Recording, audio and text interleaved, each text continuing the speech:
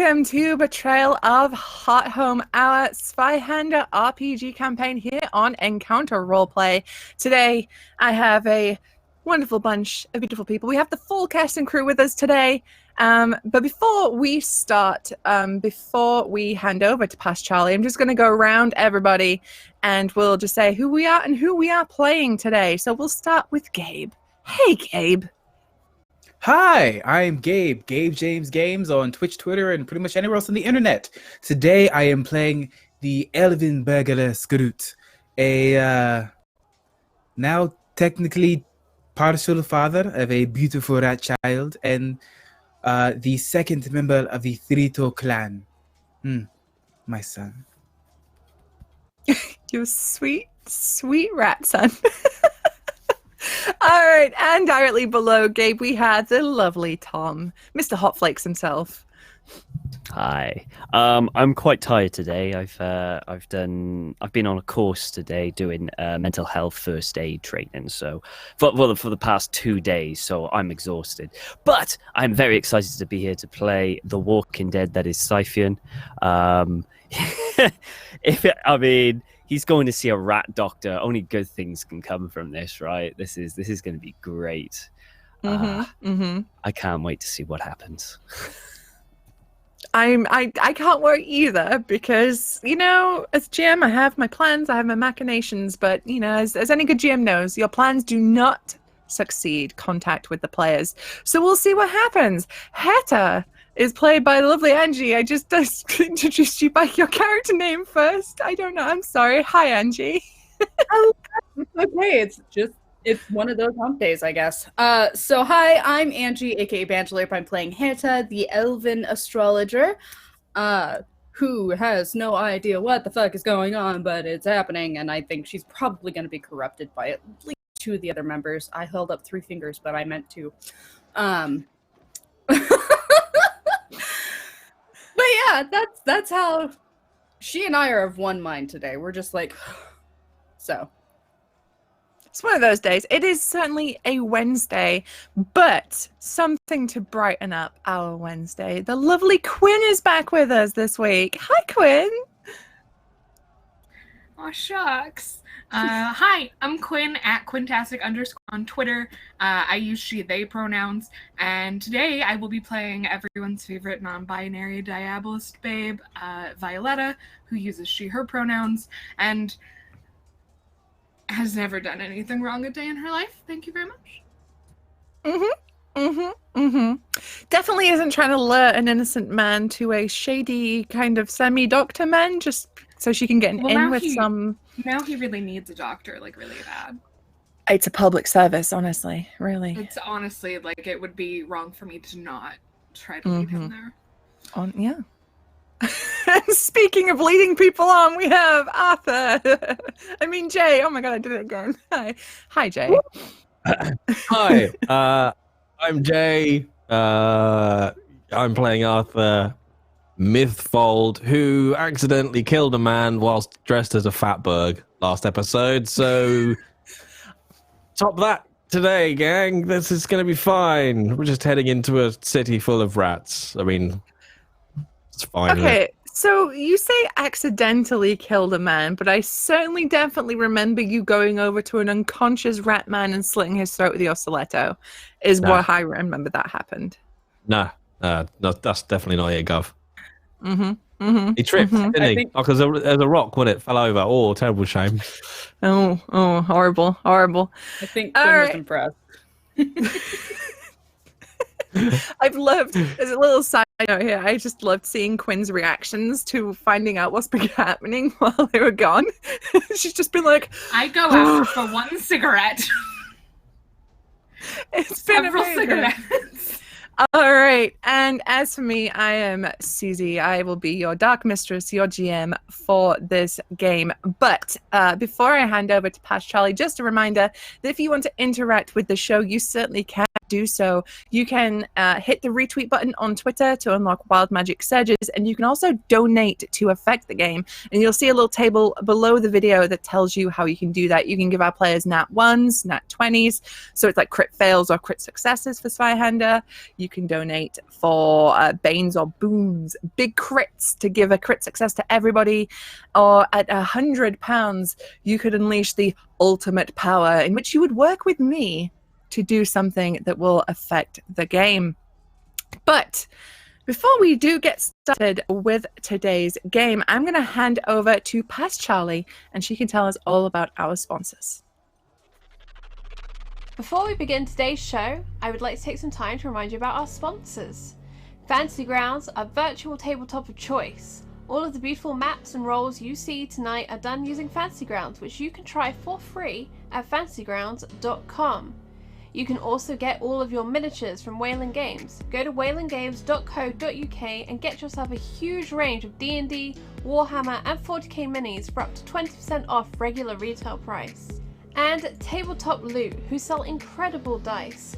Go and check them out at tabletoploot.com.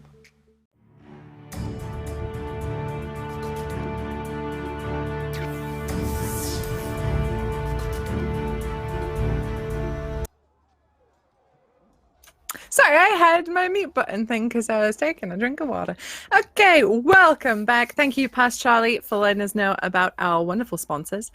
But let's do a little recap of what happened last week. So we are fresh in our minds, and so Quinn can catch up with what happened. So last week, you were all sort of spread to the winds before you were all drawn back one way or another to the pub where you had spent the previous night. Now, Scroot and Arthur were there anyway, just getting absolutely wasted. But Scythian was on the hunt for his friend Alex, who had gone missing. And he had scoured the city in search for her and had come up empty. Meanwhile, Arthur and Scroot were looking for Timmy, who had also similarly gone missing and had bumped into Phil's twin brother, Grant, and had an interesting confrontation in an alleyway. And Arthur filled Scroot in on the delicate politics of dealing with Heartholm's West End ruffians.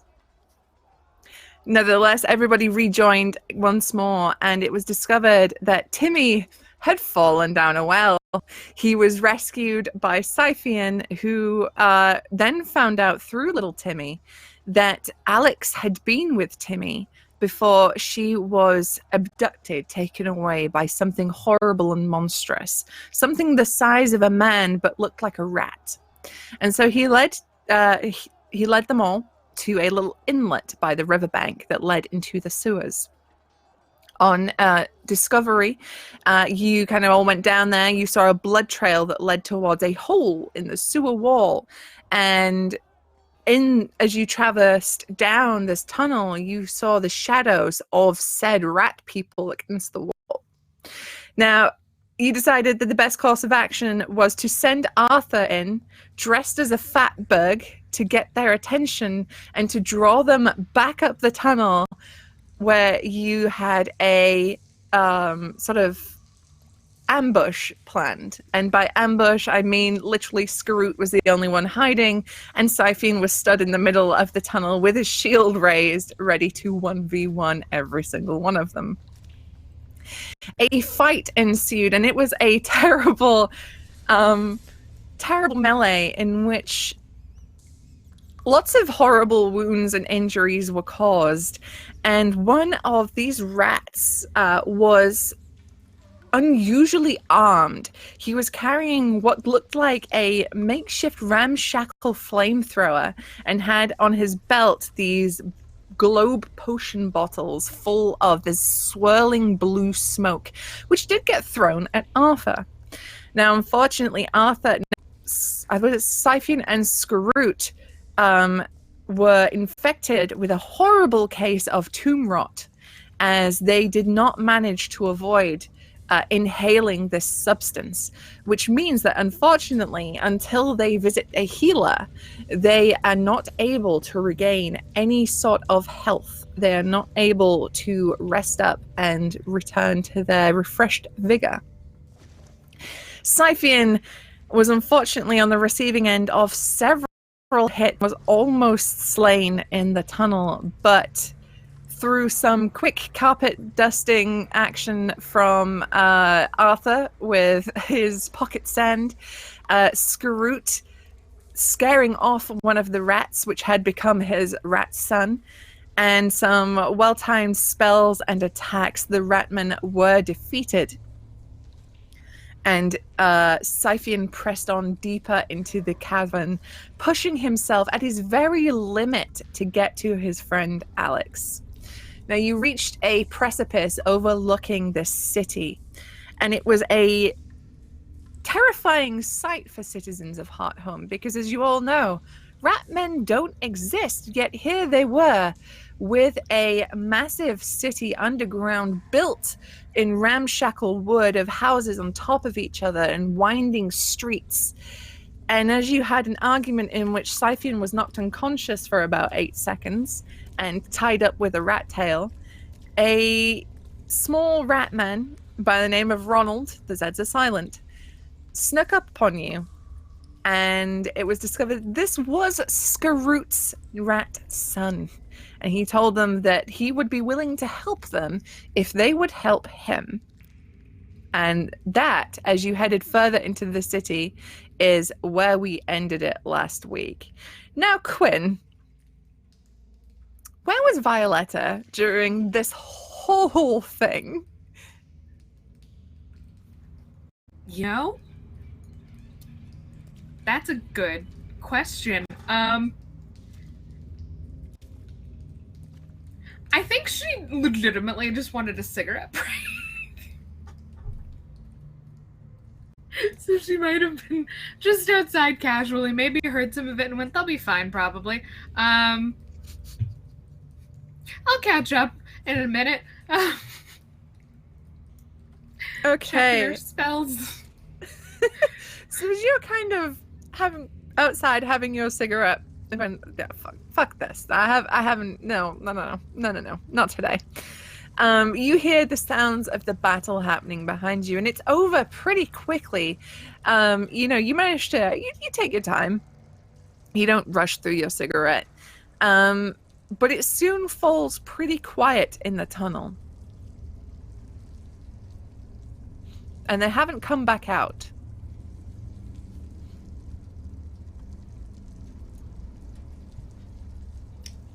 I will light another cigarette and head on in. Okay. See if I can find them.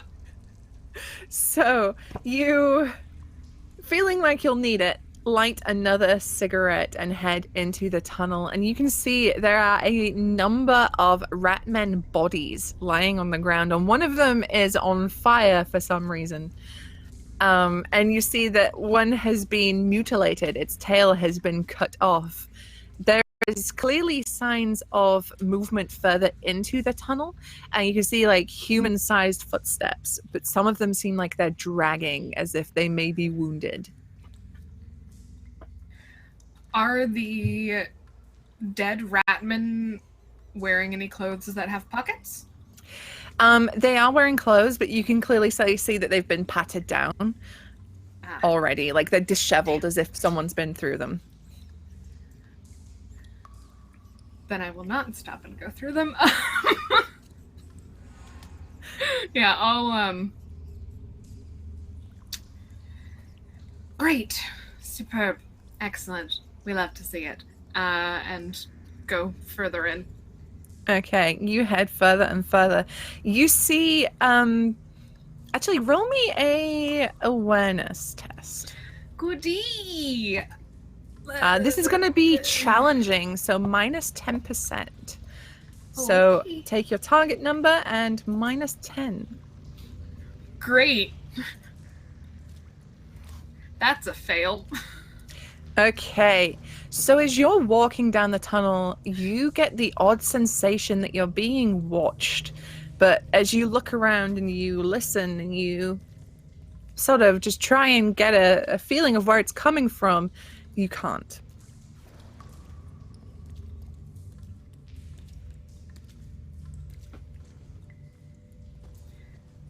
Can I surmise where they might have gone from this point? Yeah, like the tunnel basically is a straight path almost. You can see smaller sort of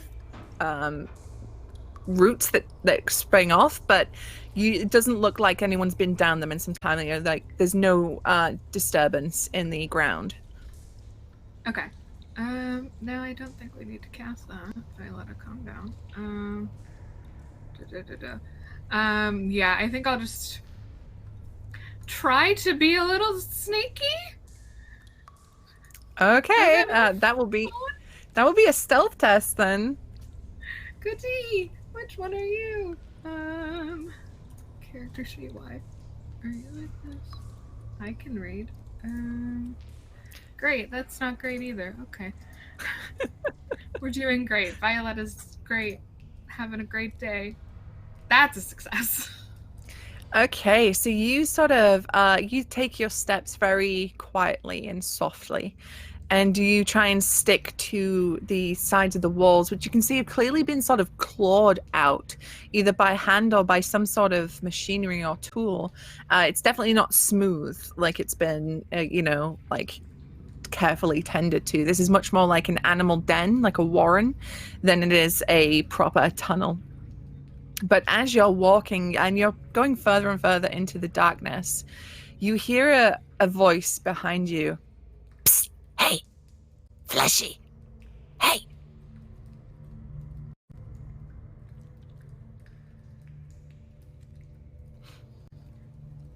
I will stop and casually move a hand to my boot.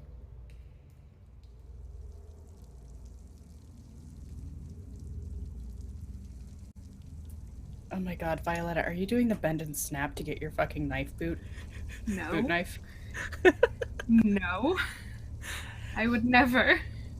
Are you turning around to see this? I'll look. I'll like glance. But not a full turn down. So as you sort of bend down and look, you can see behind you another one of these rat people, one of these rat creatures. They're wearing like a hood that's drawn down over their face, but you can just see bright blue eyes that seem to glow almost unnaturally beneath this hood. And it has like a ninja mask over its little muzzle, and it's very wrapped up in dark clothes.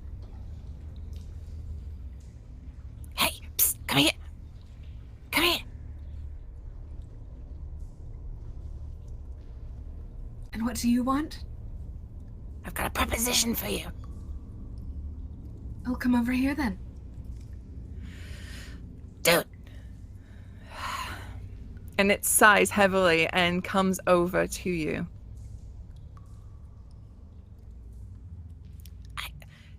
Are you with the other fleshies? The ones that have gone in the tunnels? That depends. How do you feel about them? How do you feel about them? Depends how you feel, bro.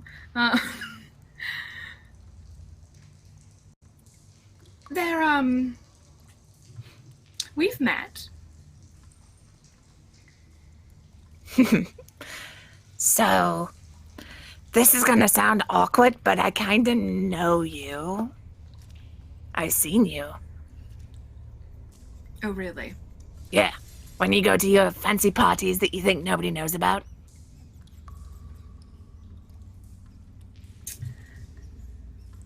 Go on.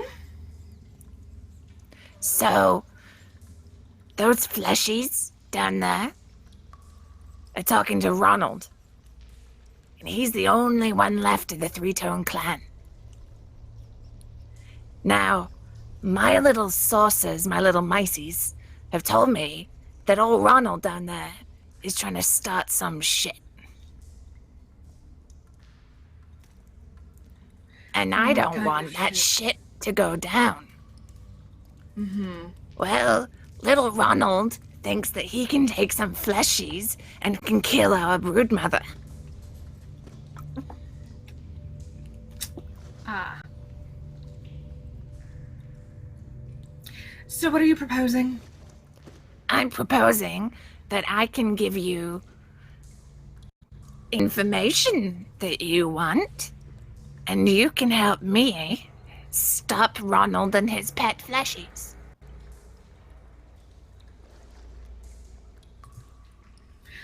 What's the Zweihander equivalent of an insight check again? Scrutinize. I would like to scrutinize. You certainly can scrutinize this little rat man. Because what could you possibly know that I need?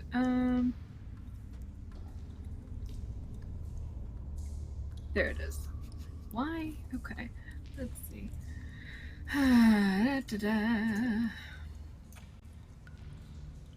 That is a success. A success. Okay, I'm gonna have him roll just to see if he can disguise his motives. That is 100. Okay, so you look this little rat dude up and down, and he's kind of stood there with his little hands, and they're sort of very rapidly going over each other like this as he's talking. There's something about him that's weirdly upfront. For as much as he's trying to be stealthy, he's trying to play it cool. He's actually being incredibly upfront with what he's saying. There's not a much to his body language that suggests he's disguising things from you.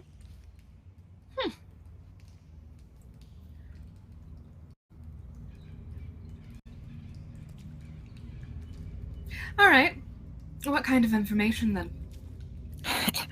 So, I saw you at that tea shop, and you're trying to get in to speak to Maximilian or something. I don't know, flashy names. They don't have enough sense. So,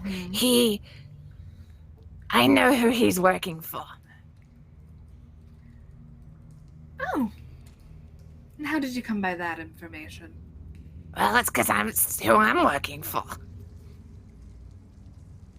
And who are you working for? I'm not gonna tell you now, am I? What's the point in having you go against the other fleshies if I'm just gonna tell you? Well, It's I don't know, like you seem squid like pro quo stuff, right? You do Yes. something for me, I do something for you. Squid pro crow, indeed.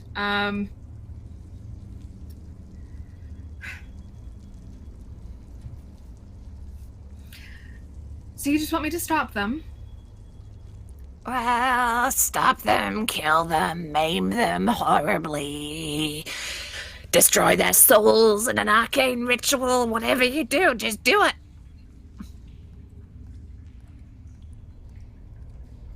Is there a time limit on this, or is it sort of a? Well, 'Cause, you know, ideally, destroying souls is- yeah, well, I mean, the soul thing could come later, you know, that could be a project. I mean, but- not if they're dead. You understand? Well, I've heard things, but I don't know ideally what- do it before they kill my mother. That would be the timeline we're working on. Hmm. I'll see what I can do.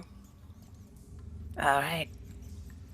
And he pulls down his little ninja mask and spits into his ratty claw and reaches out to you.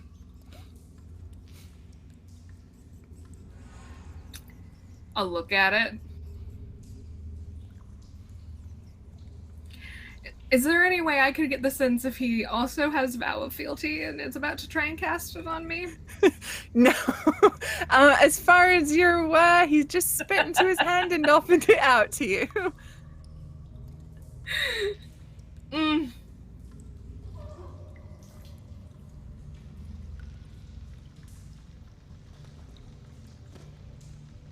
And he just says, you know, a deal's not a deal unless there's spit.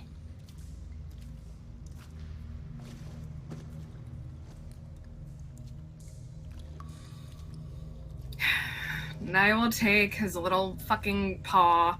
Mm-hmm. Mm-hmm. It is disgusting, and his little hand is very bony in yours, and it's almost like gloopy as you separate. As he shakes it vigorously and lets go. It's gross. Neat. Superb. All right. So, if you need me, how can you get me? How could you summon me if you wanted me? Oh, I know. So, you need to, if you want to talk to me about anything, just go where the other fleshies on and just go, ha, and I'll hear you. You'll hear that from anywhere. I got big rat ears. See this? I'll hear you. That's fair. All right. I light another cigarette. As he sort of scampers past you, he goes, That shit'll kill you. and then dashes off into a little side tunnel. I flick a rude gesture in his passing direction. And press on. All right, and I just want to say a huge thank you to Alex the Great for their resubscription for their 1-year subiversary. Whoa. Okay, so as Violetta begins to catch up with the group, we'll just cut to the other folks right now. You are currently with Ronald. The Zeds are silent. What would you like to do? Cry, because I'm in immense pain. Not as immense as Siphian, but damn near. Is there a downside to rolling a heal check and failing? Depends how badly you you heal? fail it. I was what was I? I was seriously wounded. Mm-hmm. I'm also seriously wounded. Heal is a special skill, so unless you have points in it, you can't do it. Ah, okay. Ignore unless you're that question trained. then. I don't know if we've actually got anyone in the group who is trained currently. in GG healing. everyone. GG. It's fine. Like, who needs healing? Yeah. More excuse for backup characters. Over there, Siphian's hitting the I need healing button like he's a Genji.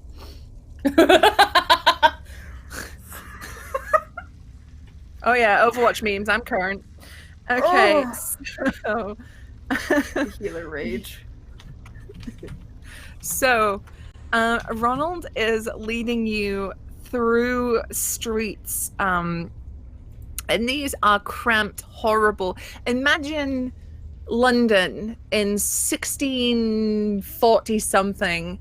The streets are narrow and smell of shit because these rats are just throwing shit and piss out of their windows. There's trash everywhere. These are rat people. They're gross, although I've heard rats are actually quite nice and clean, but you know. Anyway, this is a horrible, subterranean, sweaty, stanky, dank city, and you are being led through these streets, and it's horrible. Ronald is very cautious about taking you folks through the city as you are, and I would like you to roll me some stealth checks as he is like, shh. Oh, here we go. Be good. Ugh. It's a fail for Arthur. Good. Great success for me! Yes! I'm excited, sorry. Oh, that's a fail for Scoot. 1 second. You have a 1 second. reroll. You have two in You also have crits. Yeah, you have 2 crits. You have rerolls available. I have a you know question. What? Good. Yes, Tom. So I hit my stealth. My stealth is 38. But my peril threshold is ignore 2 skill ranks. What happens there? Is that like minus 20%, or is that Yes. like you just don't like? It's like minus 20%. Oh, in that case, I fail. You fail. Yeah. Okay. So, You are being hurried through these streets, and it is difficult as Ronald is kind of up ahead at the group, and he is keeping a little eye out. You're watching his little head dash from side to side, and he'll like gesture for you to run across an open street as it comes, and if someone's coming down an alleyway towards you, he sort of presses himself up against you. Before long, though, he realizes that this is not going to work, and he sort of drags you into what looks like an abandoned house. And he is like, Okay, so you guys fucking suck at this. You're gonna get us all killed. What can we do? We Is there could much- go back to the surface and heal.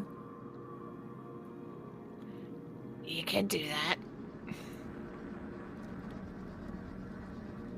You How far is it? Go ahead. So have you got any what should we call you? Ratman, Mr. Ratman, in your city that are friendly to fleshies with the right amount of persuasion? Well, first of all, the correct term is skazak. Ratman is a horrible word. We are not actually rats, we are skazak. Right, noted. And I'll note it in my little notepad. Is it possible for you to actually spell that? It's, hang on. Let me just flip to the right page in the Zweihander book. It is, That's us asking the DM to delve into the book. hang on. It's like SKRZZAK, I think. Silent Zeds again. No, not Silent Zeds this time. I think you actually gotta say, actually this time the Zeds are not silent. Oh my god, yeah, to Crimbo. All I can think of now is this people. Ugh. Okay. Oh. So, oh wait, I put a ribbon in it. I'm an idiot. There it goes. Yeah, it's SKRZZAK. And it's pronounced Skurzak. Skurzak. All right. Noted. So, any of you amongst the Skurzak people that, friendly to some fleshies, should we be nice enough? Well, I think it probably depend on how much, you could offer them. So, you like money down here, do you? It's not really useful to us. You have some kind of bartering or trade system? Or do they want something else that we can offer? It's usually we Warren runners are like, so you've got a ladder, right? And you've got the queen on top, the brood mother up top, yeah, like your fleshy queen up top. She's the big hog, the dog, the bug bust, that kind of that thing. Then you've got the bilious skazak. Then you got the sanguine skazak, and then you got the choleric skazak, and then you've got the phlegmatic skazak, and then you've got the tyrant skazak, and then you've got the street cleaner skazak, and then you've got shit, and then you've got me. Right. So That all makes what I'm perfect getting sense. about is that it's kind of a system of if someone who's bigger than you wants it, they just get it. Oh, I see. So we'd have to maybe take something from somebody up a rung, give it to the person on the lower rung, and they might be able to do us a favour? Is that what you're saying? Yeah, kinda, yeah. Just an idea. If you got any, doctors, healers, mage type, skazaks hanging Well- about anywhere. When I said, and he's like scratching his neck and his little three fingers are like going for it. When I said that there was a healer here that could look at you, so the thing is, I might not be on the best of terms with him, because he's well, he kind of oversees the pits, right? And I may have promised him some fighters, and well, as you know, the rest of the Three-Toe clan are just fucking dead. So And he kind of looks at you. Has there ever been a moment when a clan was not just people like you? How do you mean? Like, have there ever been clans where they were elves and humans and others of the sort? Not with the Skazak. That's not how it works down here. But why? Because, well, we all plop out of the broodmother, and then we just do what she wants. But you don't. Well, no, because that's because the blue-eyed fucker killed my broodmother. Otherwise, I would be like that. But that means there are others like you, aren't there? Maybe. But, like, usually, they don't... If a clan kills another clan, that's it, right? They don't usually leave survivors, and then they don't try and take that clan and put it in with their clan. There's something weird about Blue Eyes. She ain't right. If you find others, and we can give them a reason to listen, we have a better chance.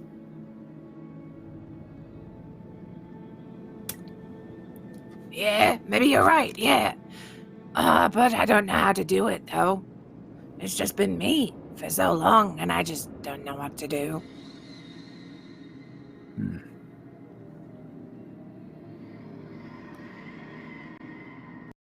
Would you ever...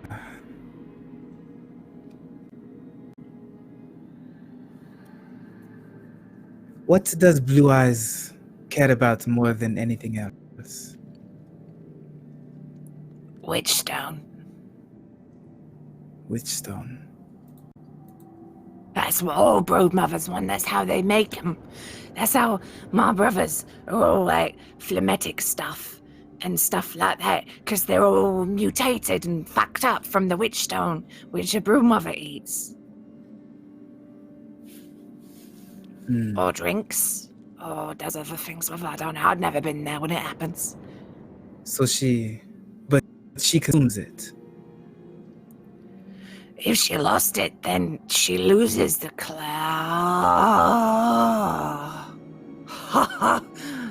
I think I'll pick it up what you're putting down. There you go. I think so. I knew you were a great addition to the Three-Toe clan. Does everyone else understand? I'll just play dumb. Hang on, this is all a little bit ideas above my station. Could you dumb it down a little bit? Are we basically going to go steal the crown, essentially? No, it's even better. It's even better. We're gonna seize the means of reproduction.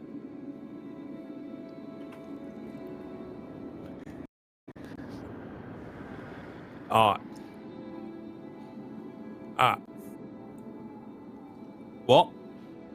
The witchstone. I feel like Violetta should be here for that. If someone has a weapon and you take the weapon from them, some are defenseless, or they are at least weaker. And sometimes people follow the one with the biggest gun.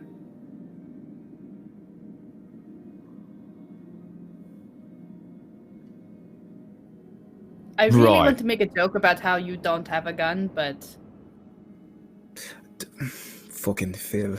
Don't remind me, it was a metaphor.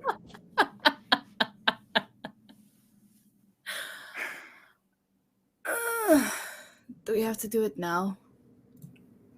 No. No, in fact, if we move now, it's really suspicious. Because she's just sent out a bunch of new agents to the surface to do a thing. which I feel like happened because I did feel the bang. So I guess that job was successful. Oh, so you were the ones that made the explosion of. Well, like I said, it's Blue Eyes, isn't it? She's got this witch stone from somewhere, and she just had to do that thing. What does she eat exactly? Is it only people? No, she doesn't eat people. It's the stone. It fills her with this, like chaos or something, and it sustains her. And then if she has enough, or she, I don't know how she does it, but it's how she mutates her babies, isn't it? Is that how it works for fleshies? It would make sense. It's possible. But now the question is, when should we move to get the witch stone? Does she sleep ever? I don't know, because it just seems to me like she's constantly pushing out new babies. It's horrible. But, probably ideally once this one isn't half dead, and this one no longer looks like a bit of shit running around. And now, That's fair. you said there was another one? Oh, probably. Should be somewhere. She may be back towards the sewer. She disappeared for a moment. Tell you what. You guys stay here, and you dig around in here for anything to hide your horrible fleshy faces, because it's horrible, I hate looking at them. And then I'll go find your friend. Not you, of course. And he points to you, Screw. You're beautiful. But I understand. right, I'll be right back. Don't move. Don't fucking move, because if you were all loose in the city and to find out that I brought you here, then I'm dead. And then the Free Toes clan is done. Be careful. All right, I was then. And then he sort of ducks out of the door and runs off, and you are left in this abandoned house, and you can see it's full of, it's like the people just left that were in here just left. So there's rotten fruit and vegetables, which is already kind of, you could rotten when they're in here probably. And it's just mush on a table, and it stinks. There's bedclothes that are just kind of hastily thrown on horrible straw mattresses. But there's clothes in a really shittily made wardrobe. And there's all sorts in here that you could conceivably use to make a Skazak disguise if you should wish to, for the whole lot of you. I think, just because I know what skill sets I've got, Arthur will be like, right, well, let me see what I can do here. And I walk over to the wardrobe. And even though, I'd imagine, height-wise, are they bigger than me? Because they want us they were Skaroot size, aren't they? They're tall. Yeah, they're bigger than you. I mean, they do vary in height, much like humans do, but typically they're bigger than you. Yeah. So I imagine him walking up to the wardrobe and having to look up and be like, right. As he just looks up at all these clothes. I'm just imagining a Kingsman's scene where Eggsy's getting fitted for his first suit, but it's Skazak clothes. Yeah. And I guess if I can, I want to try and make us all disguises. I am down for Herta is this. going to take her little ascot thing and use that to cover her face, because she is not going to let any of this shit actually touch her face. What's wrong with my beautiful clothes? Nope, no, I know where these came from. I can see where they, no. The rest of it I don't care, but my face, no. All right. Doubt my workmanship, but it's fine. I don't doubt your workmanship, I doubt the hygienics that are... No. Look, if you want to miss out on the absolute height of Skizek Couture, that's your prerogative. I'm like, Everything else, just not on the face. all right, Herta, I'll make you a nice scarf. I've got one. your looks should be secondary to your life. Yeah, that's fine. It's fine. No one's gonna listen to me anyway. Are you just not going to speak at all? Yeah. It's fine. Do you think you can manage that? Yeah.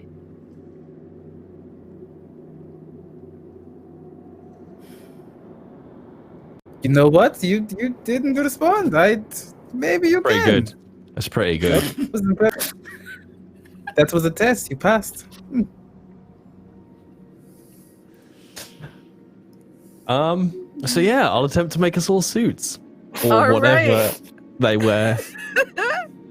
Okay, let's have a disguise check, and we'll make this challenging at minus 10%, as you are working with non-standard materials, and you're trying to disguise people of various heights and builds.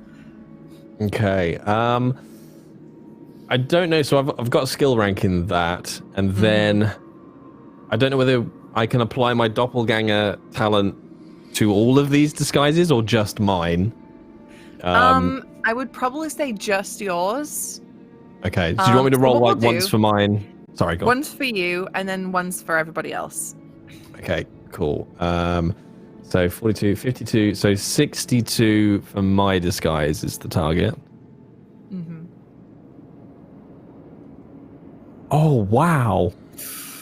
You do have Yeah, those handy I'm gonna- dandy rerolls. I'll re-roll that one. Oh, Jay! these rolls. Jay! What is this? No. No. I just, no, I don't. Mine doesn't look that good. Okay, can I like do one myself? Oh, do you have to have? It's not a special shit. skill. I don't have that skill. Okay, so that's for you, Jay. You're right. I'll get, as long as I get everyone else's fine, that's all right. Okay, this is for everyone else. The target for that one is 42. Okay. Oh fuck! That's not a random number generator. That's only numbers 70 and upwards. That's it. Jay, I'm going to give you the reroll that I would do in the future, and just give you mine. And for It does seem like this is probably quite critical for the rest of this session. We don't all just look like us. Oh my fucking god! Can we That's a like crit give fail. people crits? Oh my god!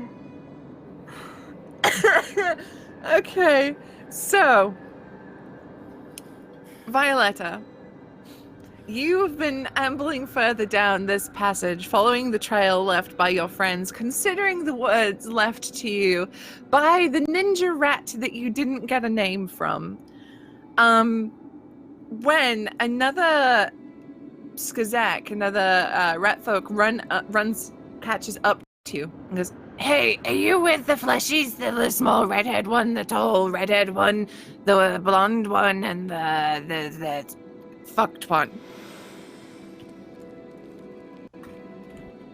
That depends. How do you feel about them? How do you feel about him? We're going to be having this conversation a lot today, it seems. We've met. and he tries, and you see, he stops for a moment, and he's clearly thinking about something, and he goes,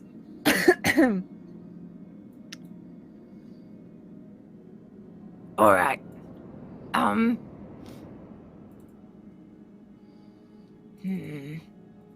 Tell me something about them that only you would know.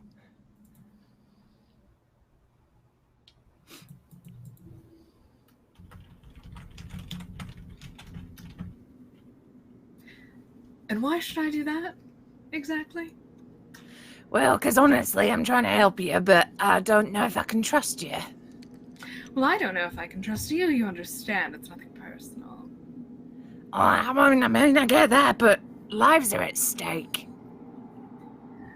Aren't they always? Something only I would know. Well, one of them,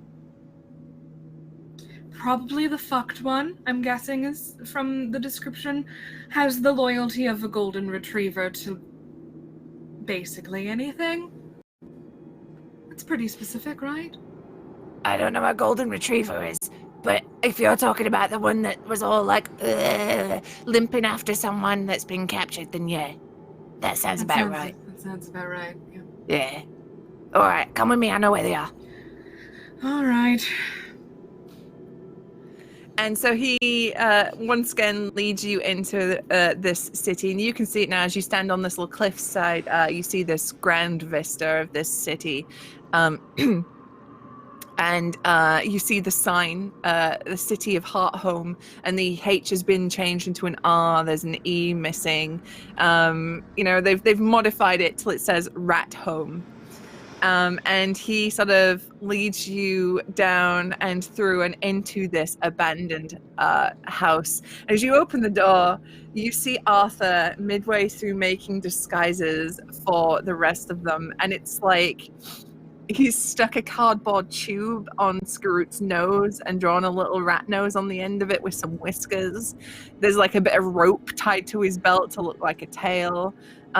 They're not super convincing disguises by any means.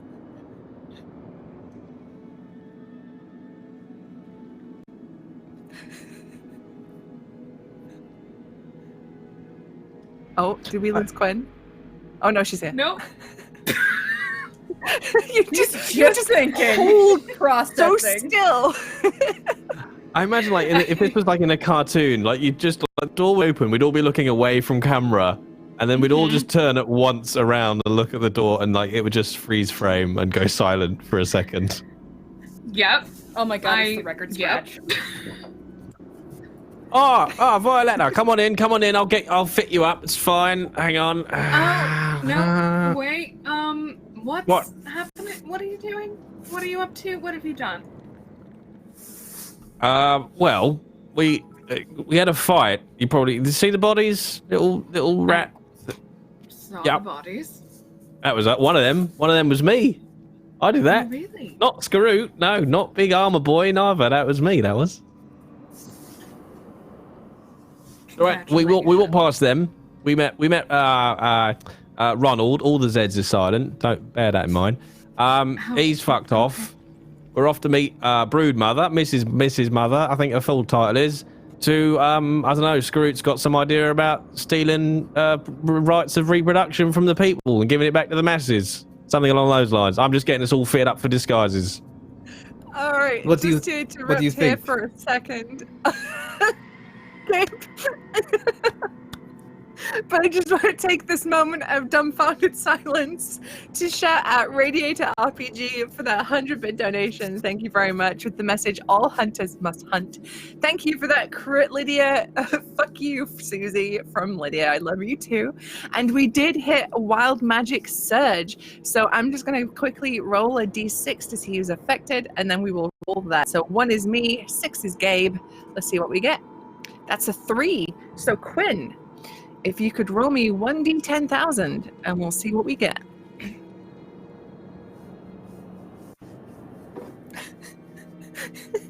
Skarut is dressed as Left Shark. Quinn still have holes if you look at her from the back.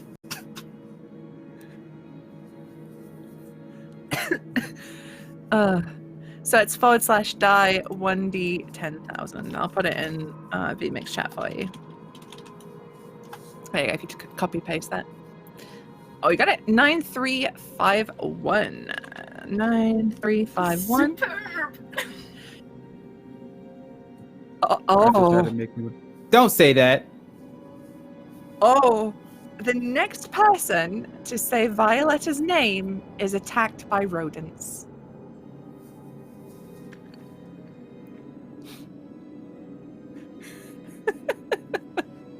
So, Okay, and all wild magic surges are still continuing, so just don't forget, Quinn, that once a week you can summon 1d10 cockroaches whenever you like. So, I'll give up the GM intrusion. We're back in the scene. Arthur, you've just displayed your amazing disguise kit. Scythian, I would love to know what you're doing right now. Scythian is going to be looking around for anything useful while Arthur is getting a disguise, and anything like that, you know. He's going to have a look around, see if he can find anything useful. Okay, I'd like you to roll me a scrutinize test. Oh dear. Let's have a look. Nope. Nope. Okay, so you're digging around in this house, and It's kind Go of ahead. half-hearted. He's just keeping busy, trying to put his Yeah. mind off his injuries, yeah. Mm-hmm. And it's incredibly painful as you're walking around. You know, your body is screaming. And you sort of have this tickle of a cough in your chest that you think's probably the tomb rot, as you're just trying to find something to keep you busy while this is all happening. But you don't come up with anything, unfortunately. All right, what are the rest of you doing? You all right there, Quinn? So here's I'm the adjusting. problem. These. Because if I commit to what I was going to do, as soon as Violetta walked in, I was going to turn and say, Violetta, what do you think? Do it. Do the dumb. Do it. Can't You meta, don't you can't know. meta it. Yeah. Yeah, so you don't it- know. Violetta, what do you think?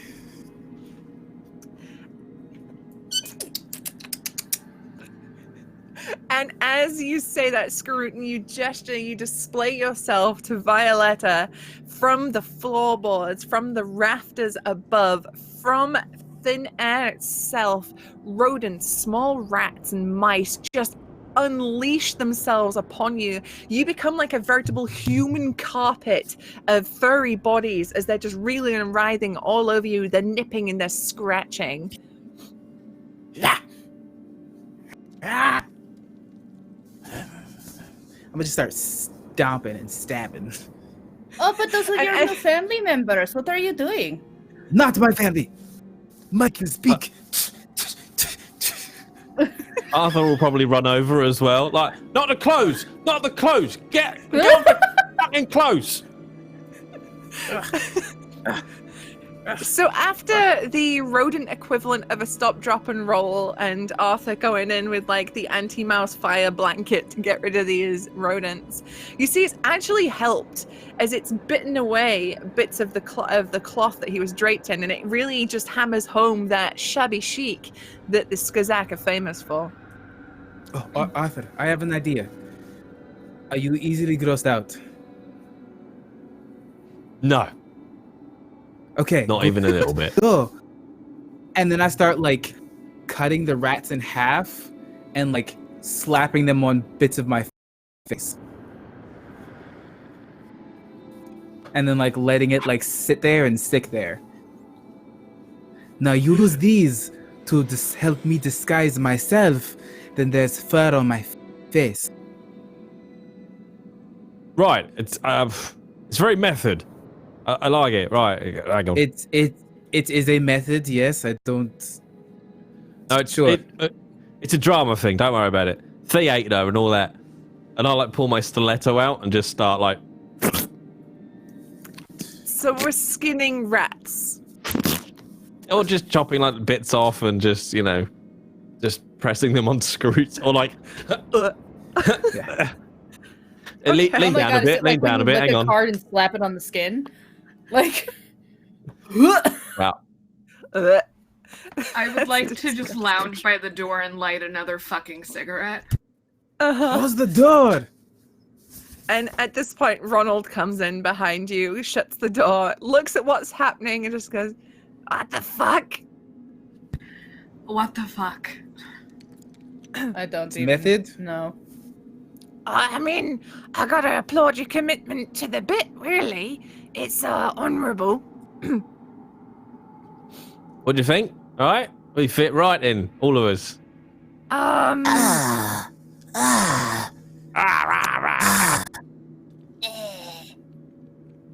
I don't know whether to be proud or offended, honestly. Fucking flashies.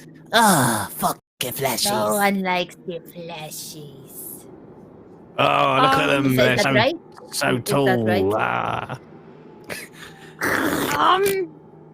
I think I'm gonna have to give you a boot camp of how to be a Skazak, because right now you look like a bunch of fucking pillocks, honestly. So, and then we're gonna go into like a mini montage of much like the zombie montage for Shaun of the Dead, where they're all practicing how to blending.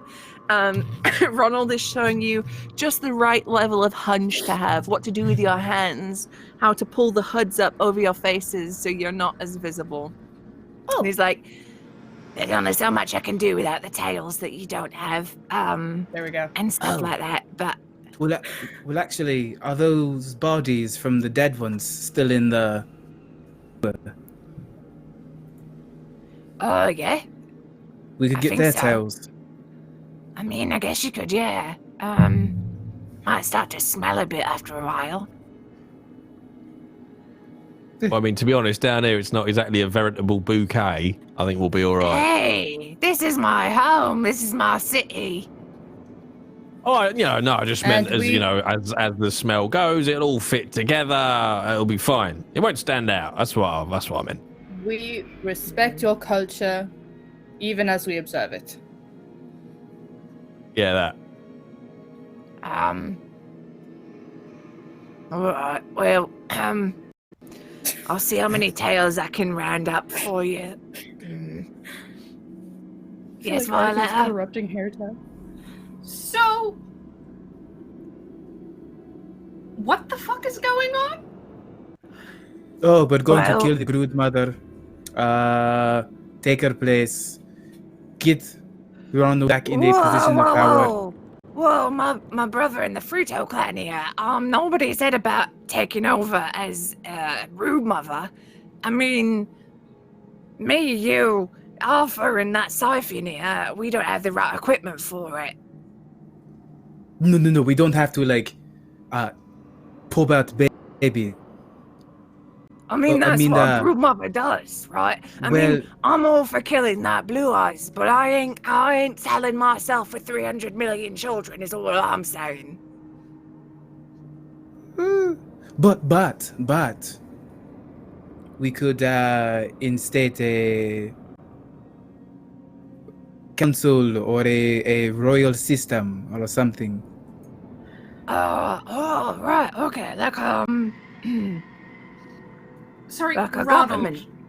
Yeah. Ronald, was it? Yeah. And I'll kind of just lean casually on the wall. So why do you want to kill this, brood mother, was it? She's a bitch. Yeah, and she killed my clan, wiped them all out, there's just me and him left. and his head jerked the skirt. And I think she's also responsible for the big explosion upstairs. Really? Yeah. Yeah. How? What brought you to that conclusion? Ronald, would you like to He told explain us. the... And he sort of straightens up. Well, a couple of months back, Blue Eyes wasn't Blue Eyes, she was Big Ass. And, then... Beautiful names. Just come out, Yes. that's fucking Oh, It just came Oh. out. that's the Then, character taking over you. You're good. Then, this weird bloke came down from the surface, but he wasn't really like a bloke. He was like this creature or something. didn't quite look like it. Well, kind of looked like a fleshy, but he didn't smell like one.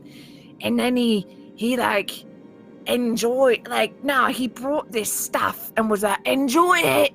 And it was a witch stone, but it was different, and it was blue. And then Fat Ass took it and she became Blue Eyes, and then all her horrible fucking babies became blue eye little bastards too. And then the order went out that we had to go put these barrels of this blue shit all over bits of the city, and there were like maps and shit drawn, and bits of the sewers got chipped out and made especially for this. And then yesterday, I don't, one of these days, it went boom anyway. And well, there was a big party. I think it was a job well done on their side. I'm not entirely sure about the fleshings though. I don't think it was great for them.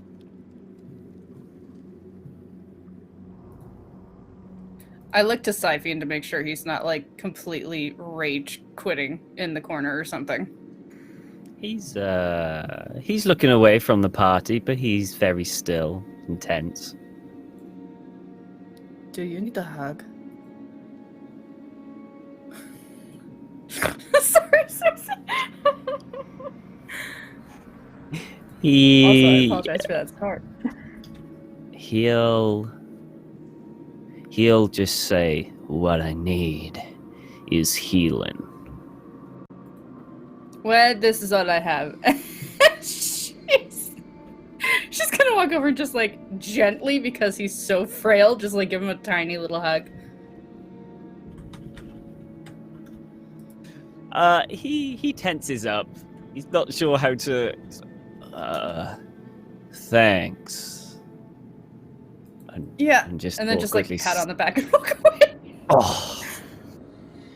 It was a gentle one. It wasn't like.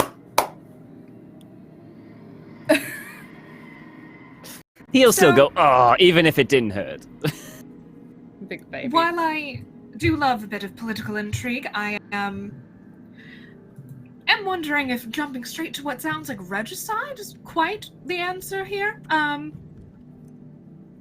Perhaps if we simply remove the problem, this witch stone, things will go back to some semblance of normal down here for you all.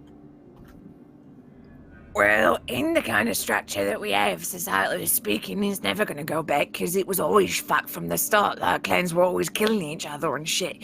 But if we get rid of the brood mother system and we form like a Skazax revolution, we can overthrow that system and implement our own system where every rat gets his day. Yeah? And there's no more overlords that are dictating it, and I have to spend 6 hours in a line for a bit of grub. Ronald, that's very...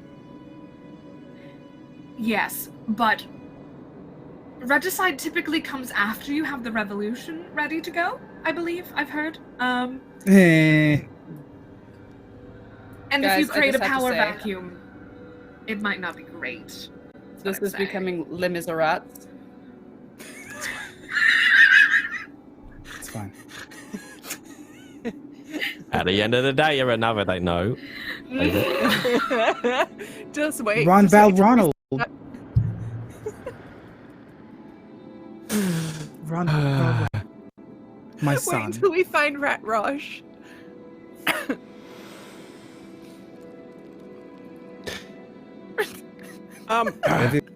That has it today.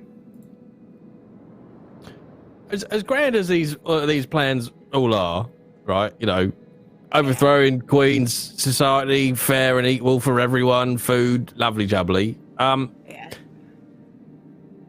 We seem to have skipped from finding his mate to regicide. Who's that? Oh, yeah. The finding I Alex think it was bit. skip. Ronald? If the brood mother is dead, Alex is. Yeah, but that seems Well, like Mom- using a sledgehammer to crack a walnut. Like, we only need to find Alex and get out of here. It works. I think you'll find the two are intertwined. As a good rhyme. what Scrootia says is true, right? We take out the broodmother, then his mate, he's going to be fine. Because I think, from my experience, that they've probably taken his mate to the broodmother so that she can like pump her full of witch stone and like cut her arm off and stick a knife on it, or like cut her leg off and stick another knife on it, or cut her belly open and put a gun in it, because they do that. So, something that I had considered early and didn't feel like it was very necessary to say because I figured we were just going to do it. But if we take Alex from the broodmother and we've seen the damage that she can cause above ground, if she's still alive and we did something wrong, we won't be the only ones to pay consequences for it. Yeah, I know. But no risk, no reward, right? Oh, no, I'm with you. My problem is for them, and I look at everyone else. If we take from the broodmother and leave her, she will come for the surface. No matter what. That is a good point. There is another angle to consider What's that? here. How does a broodmother just stumble upon a magical weapon-making, blue shit producing witch stone? Oh, you Does it did just say fall someone down? gave it Someone to her. dropped it down a well? Well, it was delivered. By Exactly. someone who like a fleshy but wasn't, apparently. So let me put it in. I mean, Skaroo, you'll get this analogy, right? At the moment, the broodmother is Phil. We don't want Phil. We want who's above Phil. Because we can take out the broodmother, we can nick the witch stone. Dibs, by the way. But I don't who else think is out so. there handing out witch stones willy-nilly to secret underground races of creatures? But actually, sorry. You think that It's someone even- above Phil is handing out the items? It's a metaphor, Herta. Slow down. Yeah. Shh. I mean, technically it's an analogy, but Sorry, we the don't, smell that's is just getting a small to me. detail. But that is actually very important because if we take the witch stone from the broodmother, whoever delivered it previously will probably find out. And then it Arthur, like we did before. It is bait. Oh, the old bait and switch. Aye. Except this time we switch it for a stiletto in the neck. I'm guessing I don't do stuff like that. I like you. Neither do I. Wink. You getting it? You getting it? My little Yeah. protege. I understand. I'll tell you what, Timmy will be out of a job in a minute. I light another cigarette. And just thank you for Lydia, from Lydia. No, thank you to Lydia for that crate for Angie. With an, for fuck's sake, Angie, is the message. Thank you. Just doing my job. Right, Ronald. The way I see it, Okay. you want us to, sweep aside the whole brood mother issue for you, right? Well, I feel they're more working in conjunction with me, like partners, right? Well, yeah, no, it's, as you said, quid pro quo. We do you a favour, you do us a favour. Yeah, I claw your back, you claw mine. Exactly, little scratch, right? Yeah. But we are absolutely zero fucking used to you in this state. Yeah, I For us know. to get to this brood mother, we need to go and see this healer bloke who you pissed off and see what we can do. Because old armor Yeah. boy here, I tell you what, wind him up, point him into the brood mother, we're probably all done and dusted, but not like that. Oh yeah, I mean like, yeah, if you went up there right now, you'd be like fucking dead in seconds. Like your little shitty bones would be, thrown and stuff, right? Should be using his fucking skull for like an ashtray. But I think I can, yeah. So I might need you, Arthur, to do a bit of wheeling and dealing with me for this doctor. Because he, as I say, he don't really like me. That's all right. I'm sure we can find a little angle we can work there, Ronald. Don't you worry about that. Wasn't Violetta talking about a doctor up top? I remember you trying very hard to push Syphian to go see someone. Yes, I do have a doctor friend up top, and Syphian, you really don't look well, and she'll kind of give him a very slow once-over. You know, can I scrutinize her statement about this friend? I can't say scrutinize because I'm not playing Scaroot, but you know. Sure. Anybody Roll can me a scrutinize. scrutinize test, and Violetta, roll me a guile test, as you are quite clearly, as we all know in meta, you are trying to lead Syphian to a horrible, horrible fate. Maybe. So, do I just add the scrutinize skill checkpoint mark thing that I've got, or do I add like the 2 bonus perception advances that I've got as well? It would just be the scrutinize because it's the specific skill. Just making sure. So the number I'm looking for is 53. Oh my lord. Oh my god.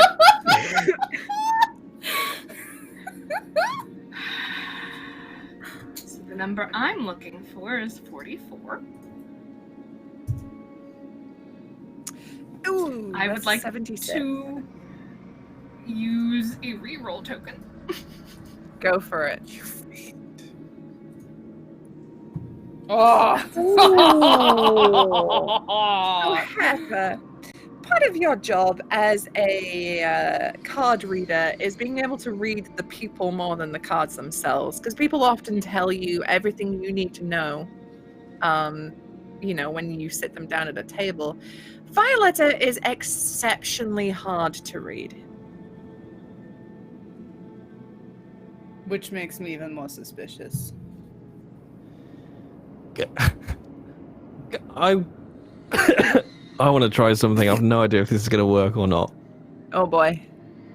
So our whole motion to Violetta a second, like because he can use height to his advantage. You're just like, come down here. I want to have a little word.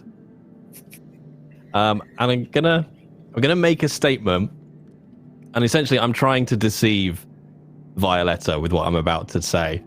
Right.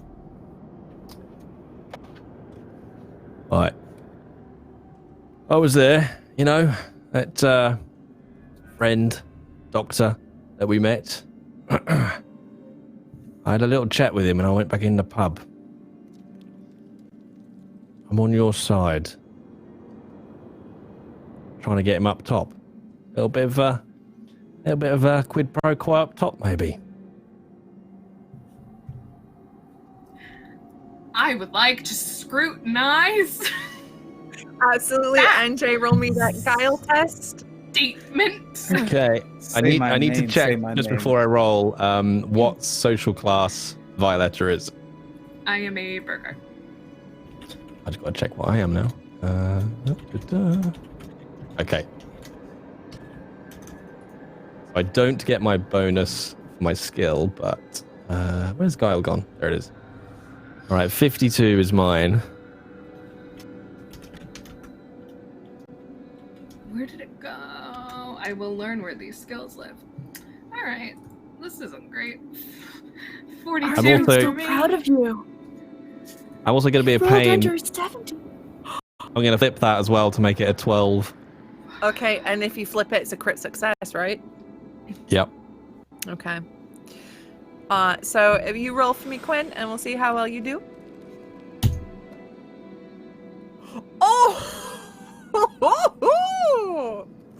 Okay, so Arthur did get a crit success.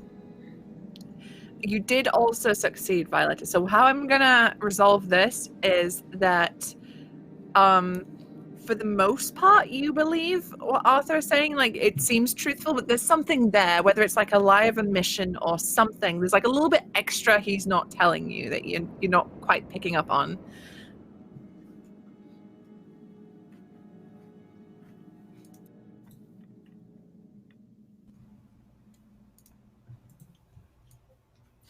And what sort of quid pro quo did you have in mind, Arthur?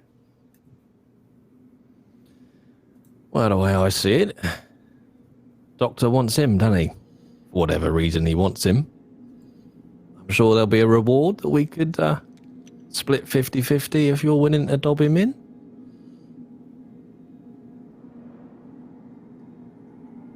Do we I don't want to be down here fighting rats.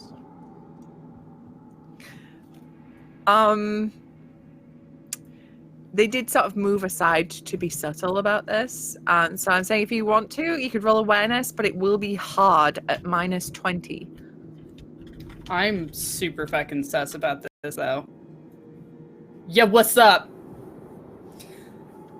Super suspicious, y'all. Y'all So, literally but very succeed quiet. against each other. All right. This is Yeah, we amazing. can't fucking do anything against the enemy, but with each other, it's like, hey, fuck you. Well, maybe the real enemy is each other. You thought about that? It was inside of us all along. Yes. All right, so Heta, you kind of pick up that there's something going on over there with those two. Even though they're trying really hard to, conceal what they're talking about, there's something going on. She's not saying anything. She's just keeping... I pick up a dead rat corpse and I throw it at the wall, like between all of them. Splat. I don't know what you're all thinking. I don't know what you're all saying. You're doing all of this mind games nonsense when we have issues. You're spending more time fighting amongst yourselves than fighting problems. Stop being so damn sneaky. The reason you can't trust each other is because no one but me and Scythian speak our minds. And Scythian almost died for it. Arthur will just sort of back away from Violetta, but look her like straight in the face and wink. Is your winking hidden? No, You because just I want to see how Violetta reacts to the wink. I pull out my Garrett. Arthur, stop playing games for 1 hour. But I'm so good I like at it, and you. it's so much fun. It is. But let's keep playing the game where you continue breathing. Because this is not a place to joke. We're surrounded by enemies. Winking and plotting, rather than speaking honestly. If I can't trust you to be honest, you'll wonder why I trust a new clamber more than you. This one hasn't appeared to lie. And if they're going to stab me, at least they'll stab me in the front. Yeah, that's not the ones you want to worry about, Skarut. It's the ones that stab you in the back. I You only shouldn't have find to out about worry. them by asking. I shouldn't have to worry. No, nor should I, my friend. And I'll give Skarut a look of, I am not on the enemy side here. Like that kind of shut the fuck up look. I'm doing another game. I'm playing, I'm doing another ruse. I go sit against the wall and cross my arms. All right. I think then Arthur will address the room. Well, I mean, now it looks like we got a tale of two doctors, really, in it. We can sludge all the way back up through the sewer and the shit and the dead, no offense, Ronald, dead rat bodies. Back up the top, find this mysterious doctor. Or we go and take a little tour of the city. Find the guy who Ronald pissed off, see if he can patch us up. Now, me, personally, I'm a head forward kind of man. Head down, straight in, keep going, work it all out as you go along. But, it's a democracy, not a dictatorship. Hold on. She's gonna draw a card. Just to see if she can get any kind of fucking, guidance. We'll see if we get any reception down here. So roll me a tradecraft roll. I think that's a success. I I would say that an 8 is quite the success. I would just like to shout out the animation that just went fucking everywhere then on my screen for a second. That was hilarious. Yeah, it was like. So with an 8, you draw a card, and it advises you to continue. It's the card that suggests forward progress, the future, travel, pursuing something. Oh shit! I know what card that is too. If we're thinking about tarot, but it escapes me at the moment. Yeah, But anyway, my brain was just like tarot cards. Bleh. All I could think of was JoJo stands, and that's not the same thing. yeah, no, there's a particular card that's talking about travel, and I can't remember what it is. But anyway, so I agree with Arthur actually that we should just keep going forward. That's what I'm being told we should do at least. Scythian is injured. I hear you, and believe me, a lot of me wants to go to the surface. A lot of me. But I'm... If there is a rat I'm doctor hard-pressed. here, we have a better chance. Not If there's a necessarily. doctor here? From what I'm Yeah, hearing. he's actually a pretty good ratician, because well, I had an horrible accident where I had half my tail cut off, and you could never tell. Look, it's great. Can we tell? It's not the cleanest of stitches you've ever seen. It doesn't exactly, it's not straight, you know, it's kind of a little bit wonky. But Ronald's happy with it. Well, Ronald, how familiar is your rat-physician friend with the human anatomy? It does vary slightly. Well, he does call himself the Fleshy Butcher, and he does claim that he has killed at least 700 fleshies in his life. So I think out of any of the skis that you're going to find down here, he might be the most qualified if he's been opening you fleshies up for some time. Yeah? Okay, Ronald, what do you know if they would have any thing to cure ailments of what plagues Scythian and I? Oh, Because if did you so- get got by that tomb rock grenade? Well, yeah, because, well, basically, they test those things on us Warren runners. So we go to the doc, and he sort of fixes us right up. Is it a potion? Is it herbs? What is it? It's a bit of what do you call it? Nightshade and a bandage and a good slap on the back and take 2 of these and see me in a week kind of situation. Nightshade, you said? Yeah, well, you know, in little bits, it's not that deadly. He's You know, not just wrong. don't take all of it at once, and then you won't fucking die. It's pretty simple.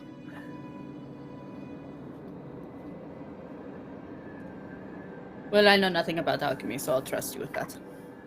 Yeah, this will be alright. I mean, you won't die. Yeah, let me check. No, sorry, not Nightshade. I'm an idiot. I just checked my book and it says Wolfsbane instead. Oh, that sounds much better. Yeah. Well, then you're saying Scythian and I should put our health in your hands and continue just moving forward. And I'm looking at Herta, Arthur, and Violetta. I think we should go up to the surface and get you all healed up. If the cards had not told me otherwise, I would agree with you, but I am hard-pressed to go against what fate has told me. Fate didn't Arthur's give you gonna- details. Arthur will look at Skarut and say, "Do you know what? I think in my gut, you know, I feel like we just need to go and see the rat doctor. And going back up to stop to see the other doctor is not going to be in our best interest. So, Skarut, I'm begging you," and I was like, look him straight in the face. "I really hope you'll grant me this request." fine. I've got a very strong feeling about it. Sorry. Scythian, dear, you've been very quiet. What do you think we should do for your clearly grievous, perilous wounds? Scythian's just been sat down, and in his hand he's been kind of fiddling with a vial filled with kind of like a bluish, darkish liquid, and he's just tapping it with his thumb, and he takes it in his hand and puts it back, and he'll get up. I think we go to the rat. What is that? GM, would I recognize that vial? What? The thing you just had in your hand, what is that? That is a last resort. In what manner? In the manner that if I'm on death's legs, I can take it and it'll keep me going for a little longer. You know what? You're 19, you're an adult, you do what you do.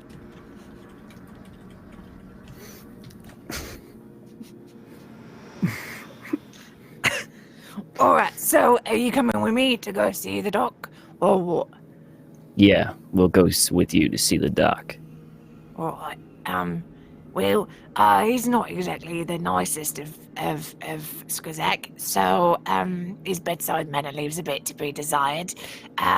So, as I said, maybe Arthur should come to do some wheeling and dealing, and you lot just look really sick and pathetic in the background, yeah? Like, maybe one of you holds the other up, and one of you, like, pretends to throw up a lot, because he really doesn't like puke. That really gets on him, which is funny, I think, as a doctor, you know, being turned off by a puke, but, what do I know? This shouldn't be a problem. I suppose I should So, attempt to disguise myself, shouldn't I? Yeah, maybe, because, well, you look a lot like a fleshy. You look lovely, but, you do kind of make me sick to look at. Sorry. I'm just not What into if we make the fleshies. doctor throw up? Will that be in our favor? Well, maybe. I don't know. Like, are you trying to make him throw up? Like, are you going in there full fleshy, being like, look at me, I've got skin and stuff? Or are you going to be like, look at this gaping wound, it's got maggots in it?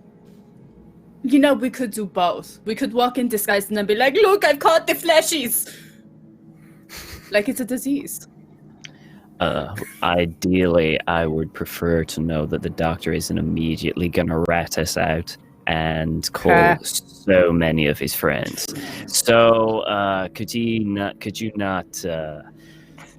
bring him here?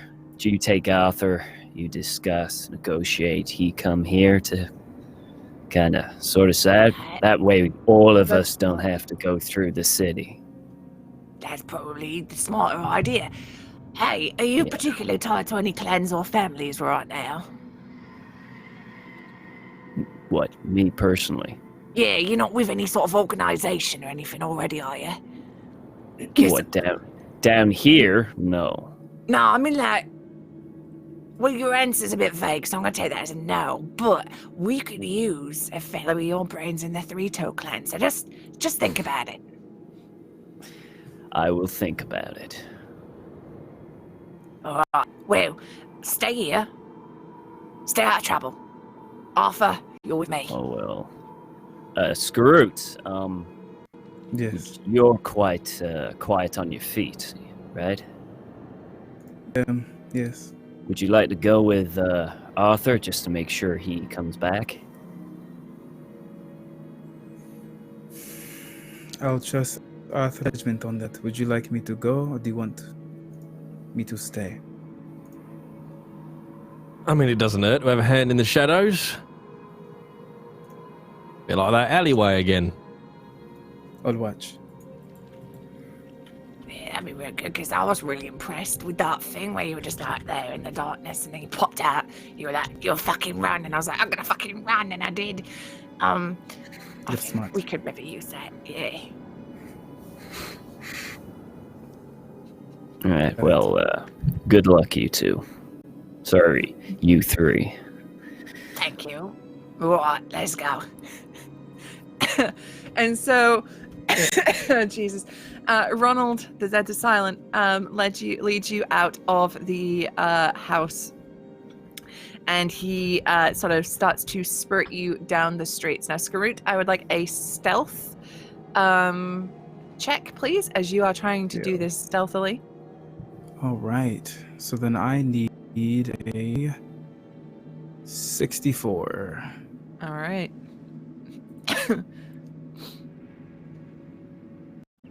Oh! 15. Nailed it. Okay. So, Arthur, as you're walking with Ronald, the Zeds are silent, and you're having a little chat, and he's trying to just chat to you to make this look really natural, as if you're just any two Skazek walking down the street together. You know, you're just like, so, and he's just going off on one. You was temporarily absorbed in the conversation, and you completely lose track of Skarut, who just disappears. And he leads you through some twisting alleyways, like through little back alleys. You kick over a couple of trash cans just because rats, I don't know, and takes you towards the center of this sort of city area. And you can see it's almost set up like a market stall. There's no closed sort of walls to anything here. It's like tents. And just beyond them, you can hear lots of ah, woo, ah! And you look through, and you can see that there appears to be like a pit in the center, like a huge pit. And Ronald, is that silent, says, "All right, the dog's gonna be around here somewhere. He's got one of these tents. His main sort of customer, as it were, is the fighters in the pits, which is where you come in, because I didn't deliver when I was asked to, and he might be a bit pissed off with me." How many were you supposed to bring him? 5. 5 fighters. Yeah. Well, they're doing them in like little groups, right? Because we Wyron runners are like fucking nothing. We're just like little shitty, like, bleh. We're just shit out of the broodmother and just left to do stuff. Like, we're nothing in comparison to like the big uns, you know? So we're disposable, really. And why is a doctor submitting people for fighting? Is he not more about patching up? Tell me about his motivation. What does he want? That's what I need to know. He can patch up the people that get fucked up in the pits, right? That's like his main income, because he doesn't do it for free. Yeah, so he like arranges some of the fights, and he sponsors some of them. So when the little people afterwards come up and they've got like half the snout missing, he can just sew it back on. And he's like, all right, that'll be 6 favours, please. And they go, all right, then, save me face, me mother made it. And then they pay him. And then they're indebted to him. It's a very smart doctor. He's both supplier and customer. Yeah. I think it's a bit unethical, mate. But what can you do? And I'm guessing favours are like your currency? Like your coins, almost? Yeah, really. Because, well, money fucking worthless to us. I don't know how you flesh is seeing it. But it's like, you know, if we have to do stuff, that's a favour. So it's more actionable as a sort of bartering system. Right. All right. Well, let's have a look around, see if we can find your best mate. All right. And he pulls his hood back and he like licks his fur and smooths it back, trying to look as good as he can, tries to sort himself out so he doesn't look as shitty. And he sort of starts looking around. He leads you into this little sort of tent city that they've got going on around this pit. And you can see there's all sorts of Skazak just kind of in various stages of fuckedness. There's like one with like a little stump of an arm left. There's one that's entire face is covered in these dirty, horrible, grimy bandages. You know, there's one that's literally got their intestines hanging out of them, and they're kind of desperately trying to stuff them back in. And you see a sort of tottering amongst some of the stretchers, this Skazak who is actually quite well dressed. They've got like a cap on, like a leather cap that's like covers the back of their head, but it's quite pointy and it extends quite far back. We just got a crit for Jay from Doc Crimbo. Thank you very much. They have like these robes on and an apron on top that can only be described as something akin to a butcher's apron. It looks to be made of heavy leather and it's stained with blood and God knows what. And he's got like a shirt on that's rolled up to the sleeves, and his hands are covered in Skazak blood as he's sort of pottering amongst the sort of stretches. And Ronald goes, all right, here we go. And he comes up and he goes, Doc Ratterday, how's it going, my friend? Welcome back. It's good to see you. I don't know why I said welcome. I'm a bit nervous. How's it going, Doc? And the Doc kind of is looking at a chart, almost a ratty chart, as he sort of flips up a bit of paper and goes, and in a tone of voice that you would not expect coming from this rat person, just to save my life, he goes, Ronald, a pleasure to see you. I assume you've brought me my fighters. And Ronald goes, well, about that, I would like to introduce you to my promoter, Mr. Arthur. Oh, yes, Arthur Mythfold, pleasure to meet you. Dr. Ratterday, wasn't it? And I'll hold out, sort of a whatever my hand currently looks like, God knows. It's a whole thing. And he sort of takes it. He's almost... Hang on, I'm going to roll for him, actually, to see if he can see through your incredibly good disguise. Amazing. Let's see.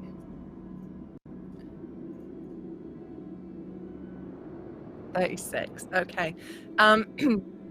He looks at you and he goes, a pleasure. And he takes your hand and shakes it. And he clearly, his ratty hand sort of merges around yours. And you can tell at this point, as he almost creepily feels your hand as he's doing it. Like he brings in the second hand and runs his hand up your arm. I see. And he goes, Ronald, you've brought me an interesting friend. How can I help you, Mr. Arthur, was it? Mythfold. Dr. Arthur Mythfold, premier fight supplier to all of Heartholm, above and below ground. You might have heard of me, don't worry about it if you haven't. I've got a fantastic deal for you today, Doctor. Is that right? Fantastic deal. I hear you, how can I put it?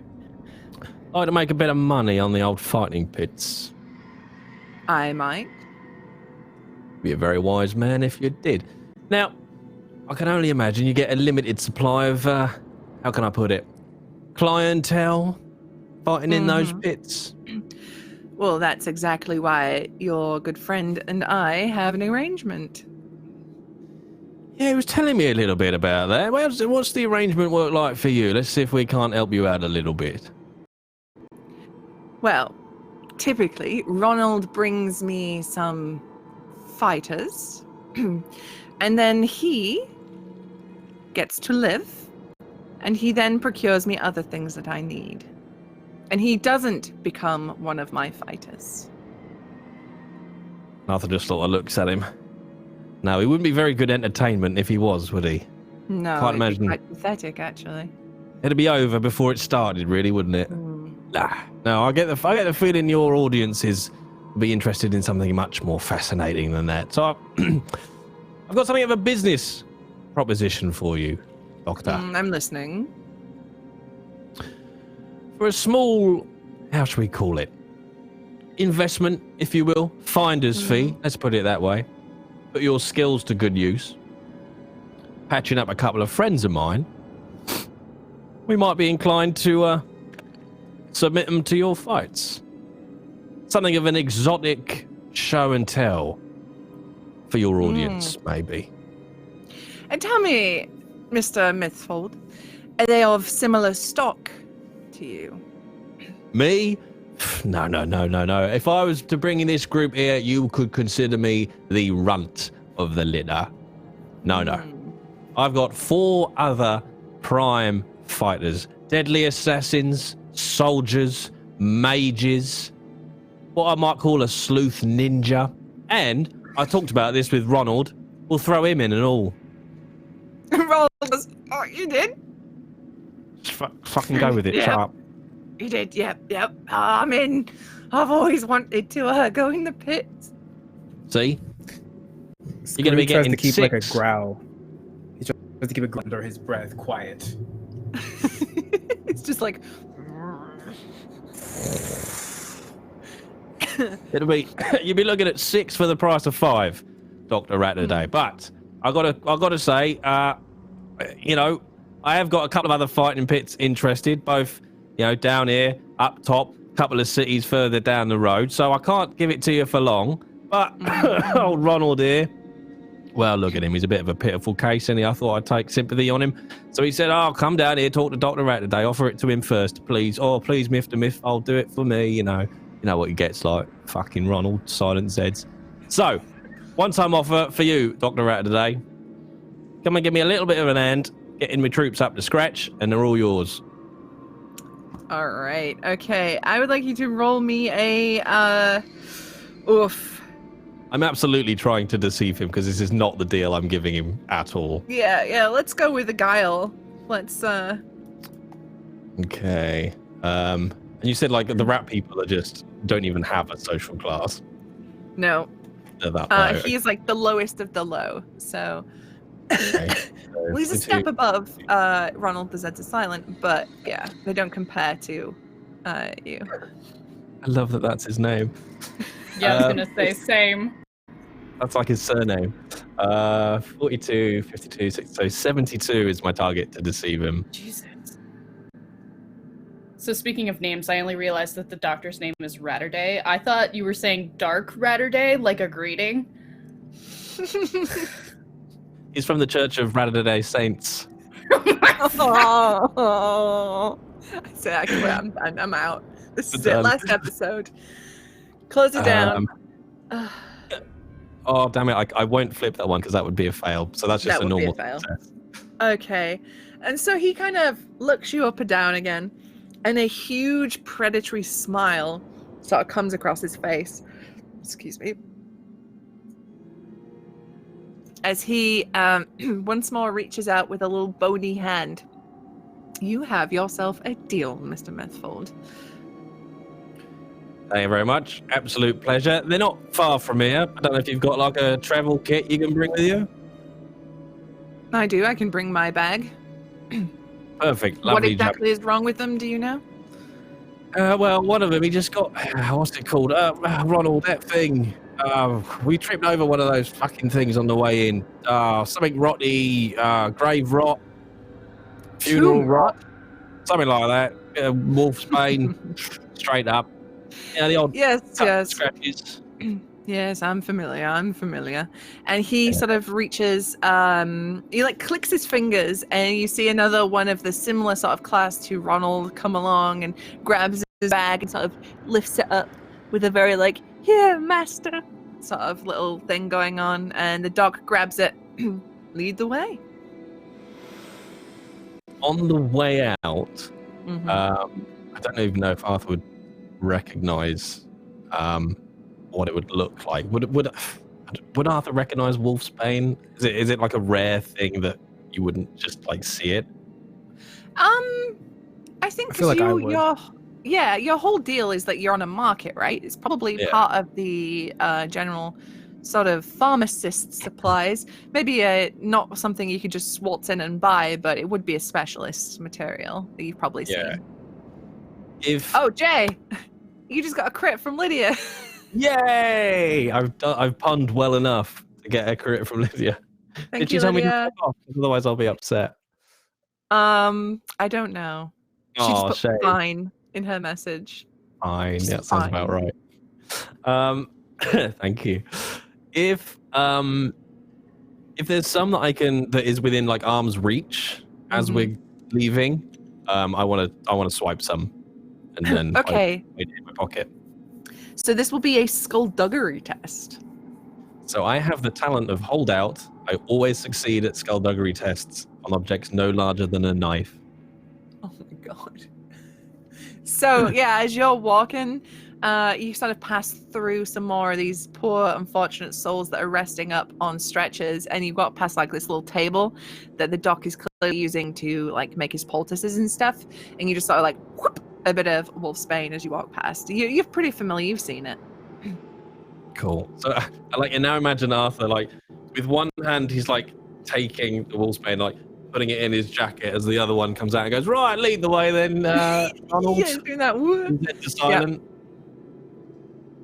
Absolutely. So, Ronald, the Zeds Silent, begins to lead you back to the house, and he sort of pulls ahead to you, Arthur, as you're walking. The doc is taking a very leisurely pace. The doc doesn't rush anywhere, as he's kind of like hoity-toity walking in the background, and he goes, Hey, Arthur,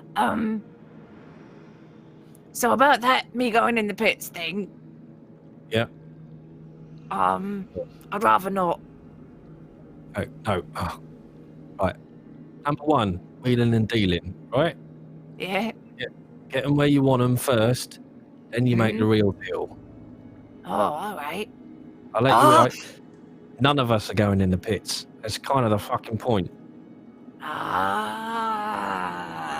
right. I see what you're doing. Okay. I trust you. Don't fuck me over. Why would I do such a thing, Ronald, with the Silent Zeds? Oh, well, I don't know. Maybe past experiences. People haven't been too kind to little Ronald the Zeds Silent. I know, but now, you see, you're my friend's son, so now you're basically family. Oh, all right. Oh, well, there's a place for you in the Three Tails clan if you want it. That's all right. But on a similar note, Ronald, fuck me over and I'll sell you as a rug. Just so we, I just want to be clear. That's fair. I'd be an horrible rug, but that's fair. Good. All right. Same page. Patchy. It's got a bit down there. It's a bit horrible, really. All right.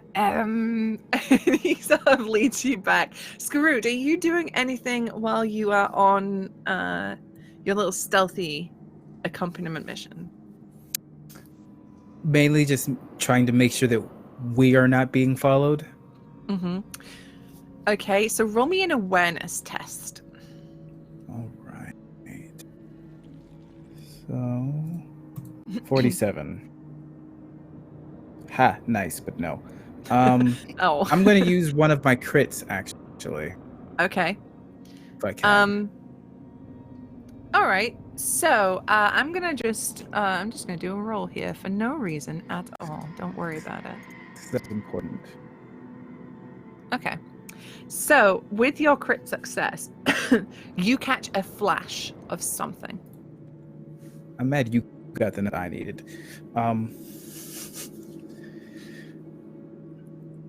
Do I know what direction it came from? You can see it's kind of from the pit area, and you can kind of see it on the rooftops, and it sort of dips in and out. You keep it just a little flash of something. Okay. Gonna take note of that. Don't like it.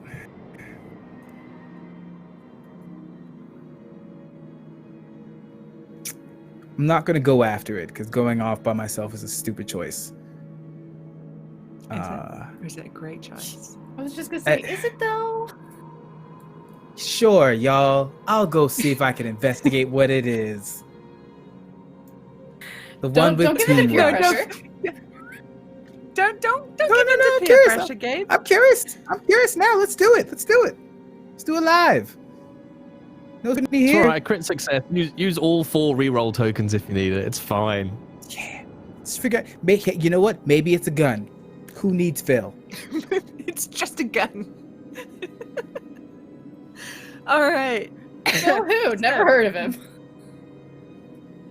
So you catch this flash, and you are you gonna try and purposely intercept it, or are you gonna like do the stop and turn around thing? Like, are you gonna try and keep up with their movements, or are you just gonna do like Yes, that? I'm I trying know to keep you're up with here. movement. Turn around. Okay. So do I feel like they see me? Yes, 100%. Oh, that's problematic. Yeah, I'm gonna try to go to them. Mm-hmm. Okay, so you duck into an alleyway, and you've seen them on the rooftops. This is a very narrow alleyway, and it's pretty easy. I'm not even going to make you roll for this, just because of the kind of character you are. But yeah, it's easy for you to sort of do the Spider-Man up and get up onto the roof from there. And you just see that there is a rat, a skazak that is clothed in like a dark hood. It has what appears to be a ninja mask over its muzzle. It's wearing very sort of tight, sort of black clothes, and it's wringing its hands as it looks at you. Hey, psst, Fleshy, come here. Yes. I'm gonna slowly approach. You're pretty good at that sneaky stuff. It's good. Aye. I like it. How would you like to do a sneaky thing for me? Depends on what you offer. Well, I know that you like that. I've been watching you, you see. I know that sounds a bit creepy, and I'm sorry. But, there's something you want, and I can get you. What is it that I want? I seen you. Look at Phil and his shiny gun. Yes. See? Look, it's all over your face. I can get it. Well, I can maybe... No, wait. No, I can definitely get it. Or I could get you in a room with Phil and the gun. Then you get 2 for 1. What is it that you want? I want you to help me. I seen you walking around with that Ronald. That little 3-toed bastard.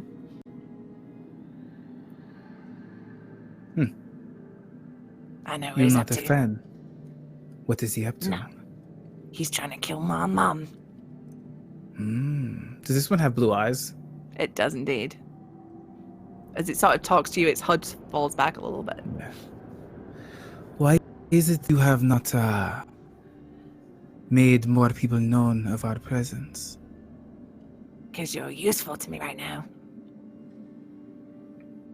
And besides, I don't want to worry my mum. So if we can get this done on the lowdown, and all the better. Fair. Think about it, Scoot. Kill Phil, get the gun. I never told you my... I said I've been watching you for a bit. Well, a bit more than a bit. What is your name? My name. It's, Shit, I need to think of a name really quick. Rathu. Matthew. I'll consider it. Alright, well, if you decide that you want to take me up, Sorry, I just looked at the green room chat. if you want to take me up on this offer, all you need to know is... Stop. Oh, you got... What you gotta do is to find a quiet place, put your hands around your face, and go, caw, and I'll hear you. Question, Rathu. We are getting assist from the doctor to cure our injuries. It's much easier to, do what you need if I am not debilitated. If the doctor does not fulfill the end of the bargain, can you assist with that? I could try. Okay. We might be able to be in business, Rathu. Nice. Wait, I gotta go and do other things, but I'll be back. And he just disappears into the darkness. He even does a little lace over his face. Yeah. I audibly say, very interesting. This could be to my favor. But internally I say, I'm gonna kill that little rat bastard for what he said about my son. Nice. And I'm gonna make my way back to the group. Okay. And so by this point, Arthur, Doc Rataday, Ronald the Zed's Silent, and Scroot have rejoined the rest of the group. Can someone talk, please? I need to I think die. Arthur will burst in through the door and be like, well, there they are. Look at them, my prize fighters. Number 1, number 2, number 3, number 4, Ronald at the door. There we go. Look at them, Doc. Look at them. You ever seen some prime specimens of violence and mayhem in your entire life? Armor boy in the corner. That's the one you got to do. All right, off you pop. And I'll shut the door Imagine he behind us. just sees this whole scene in front of him, like, really? I thought we were supposed to pretend to be fucking ill. No, now you're prize fucking fighters. All right, just roll with it. Herta flexes confused. Perfect. I mean, it's scale it back 10%. But that's the right. I mean, you're in the right zone. I mean, she has a 42% bronze, so I don't fucking know. Oh, Weird flex, confused but okay. flexing. Okay, the doc sort of walks in as if he owns the place, and he just struts straight up to Scythian, pulls off the toilet roll tube that was the snout that Arthur had stuck on him, and just sort of takes his chin and moves him around. And you hear him under his breath, interesting, very interesting. And he jabs some ratty fingers into that fresh wound on your neck. I'm gonna grab hold of his. I grab him by the paw back of the and neck. Squeeze his wrist. Oh, excellent grip strength. I can't speak then. I see both of you. Stop it. Look, I tried. See? If you're gonna help me, help me. I am. I'm diagnosing you, good sir. What's wrong with you? And he'll show a number of lacerations and cuts, and he'll also cough.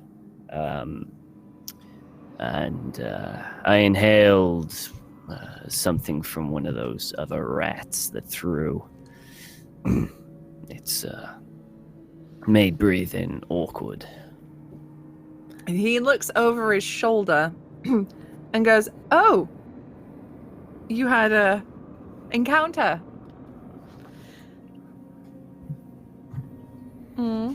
Well, and he sort of digs around in his bag, and he pulls out this kind of like a vial of something. Just, it doesn't look great, honestly speaking. It looks pretty gross. The vial itself is dirty and it's clearly had many uses, but he urges it to your lips. Drink this. Siphon will take it, give a feeble, futile attempt to wipe the top. Make it maybe slightly cleaner. And he's going to try and down it. And is it did he say drink the whole thing? Yes. He's going to try and down it in one. Grip it and just down it as quick as he can. Okay, I need to make a heal test on behalf of Doc Rataday. I'm going to use a reroll token because that was a failure. That is a success. There we go. Okay. So as you drink it, this liquid, what could be semi-described as a liquid. It's quite viscous. It is thick. It's like drinking a really chunky milkshake that has maybe gone off a little bit. And it sort of burns your throat as you drink. The smell is horrendous. And you don't want to know what's in it. And he tells you that. Like, don't ask. Hold your nose. Drink it. Yeah. Yeah. And it is down. Now, if you're going to vomit back into the vial. I want to sample. And now, who's the other one with tomb rot? That'd be me. And he offers you a vial. Drink that. Okay. He needs to make a test. Oh, that's a critical success. So, Skarut, you start feeling better almost instantly. Like, you feel better, like, really quickly. For you, Scythian, the doctor tells you it's going to be like 24 hours before it's fully out of your system. But within a day, you should start feeling right as rain. And then we come to the sutures. So he lays you down on a bed and on one of these horrible straw mattresses. And he's like, you may want to bite on something. This is going to be painful. Is anybody else getting the feeling that Scythian is just the absolute cursed character of this game? Yes, I am. Yes. I'm gonna get a piece of. I'm gonna get some wood and just bite down on it. Okay. And he is going to basically begin surgery on Scythian as he begins to heal him up. And this, to give him his due, he does have a little vial of water in his bag that he splashes onto his little hands and he rubs them. And he holds them up and he says, I will need an assistant to hold him down. I'll do it. Thank you. You might want one more. I'm just gonna. I'll go over and help as well, but it's like I'm gonna like half hold one hand for Scythian and then like hold down his thigh, so like just to like try and hold him down. Hey, Scythian. How good are you at being quiet? Well, we'll find out, won't we? Wouldn't I prefer a guarantee? I think if you don't mind, I'm going to surreptitiously slip my thimble out from my pocket and cast Hush. Okay. That is an incantation test, please. Yerp. It's fine. It's fine. Has to beat a 64. Really? It didn't beat Rerolls and crits, you have them. You do. I believe so. I mean, we've got like 40 minutes left. Use them. We've got 4. Yeah. Reroll it. Yeah. I will reroll it.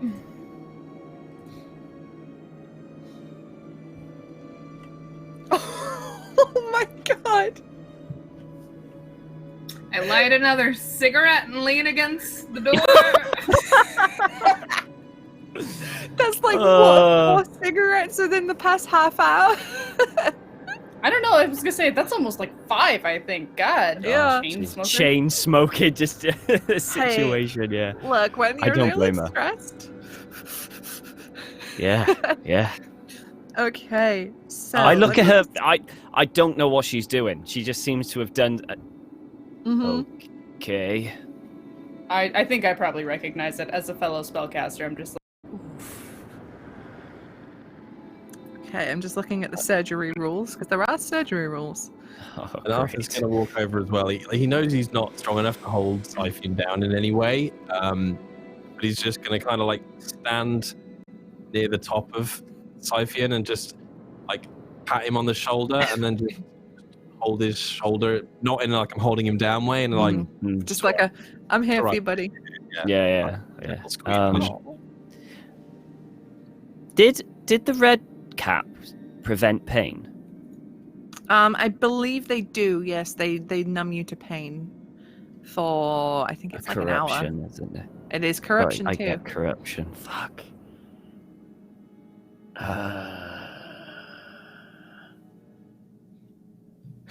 I'm gonna take a red cap out, Mm-hmm. hand it to Arthur, and go, Mm-hmm. Arthur, if I start screaming, jam this down my throat. Will do, mate. You're going to be all right. All right? Yeah. Yeah. All right, Doc. Okay. And so Dr. Ratterday hops up onto the straw mattress with you, Siphon. He sort of sits between your legs, so he's got a clear view of your torso. There's a little rat guy, and there's people all around this bed holding you down. And he, out of his bag, starts pulling out surgical tools. Now, I'm not going to say these look like the best tools that one could probably have to work with. They're somewhat akin to slightly sharpened clay, pottery tools that he pulls out. And his... Why do I get the feeling the surgery's going to be the thing that finishes me off? Why do I get that feeling? And, the hook that he's got for the sutures is definitely a repurposed fishing hook. But he definitely looks like he knows what he's doing as he leans over you. So now... Susie, I'm going to beg you to use your crit success to make this surgery actually good. I will beg you. Look, Siphon has been getting shat on this entire fucking campaign. Kill him, Susie. Give the Just poor kill him. fuck a break. He has a wife at home. Kill him. Fucking kill him. Well, I mean, if we don't he does have a succeed, he won't wife, have that's anything at right. home. I forgot he had a wife. He does have a lovely wife. She's adorable. Yes, she I is, am going isn't to she? use that crit. Oh my god, Violet. Because No. it was donated. So we will use that crit. It takes like an hour as the doc is he's just in and out all over you. He's stitching you up, he's cleaning out wounds. It sucks. You've got dirt in there. Some of them have started to fester as Skazak weaponry is not clean. And bits of your flesh are like burnt away. And it smells in here too. But he nonetheless manages to stitch you up. And you will be out of commission for 24 to 48 hours as you heal up. Typically, the recuperation time is longer in the book, but we're just going to streamline it a little bit for stream. But you are successfully patched up by Doc Ratterday. And he sort of, after he's done, he sort of sits back on his heels and admires his work. And the stitching is actually pretty neat compared to Ronald the Zeds of Silence tail, which is a bit all over the place and has a little kink in it. Your stitches are quite straight, and a lot of them will heal without scarring. Oh, wow. Does that mean I no longer have any wounds? I'm unharmed now. Yes. So basically, after your recuperation in about 48 hours, you will be back up top. Could I speed that up to 24 hours if I drink some laudanum? Because laudanum in the game, if you drink it, it'll take you down one wound. Okay, yeah, we'll say that, with the laudanum, it sort of knocks you out for like a whole day. I get so your body corruption has for it as nothing. well. You will get some corruption, but it will Yeah. give your body the full time to heal up. Okay. I get 2. It would give me 1, but because I'm a hedge knight, I get 2. Because yay. Okay. Okie dokie.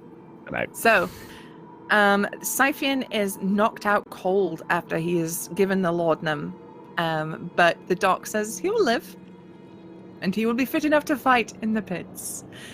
I'm excited to see what you will bring. We haven't had fleshies in there in a while.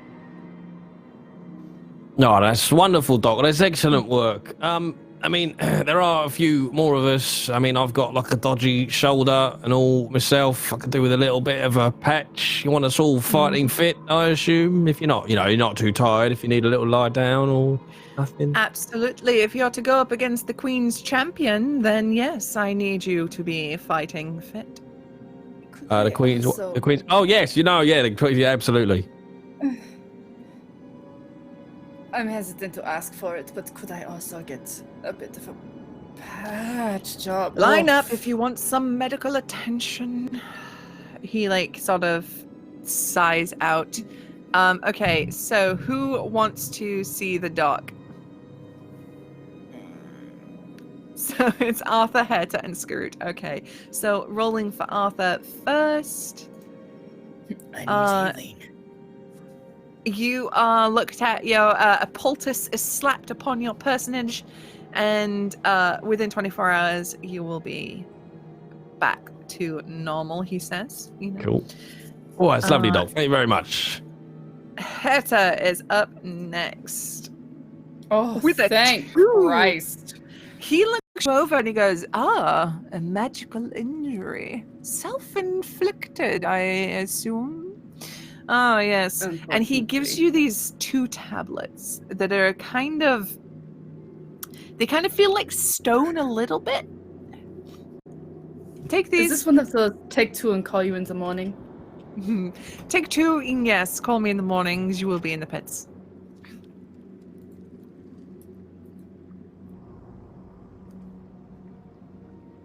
Okay. Bonk. Okay.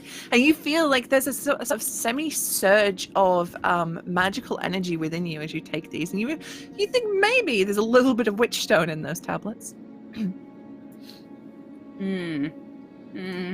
Okay, and for Skarut...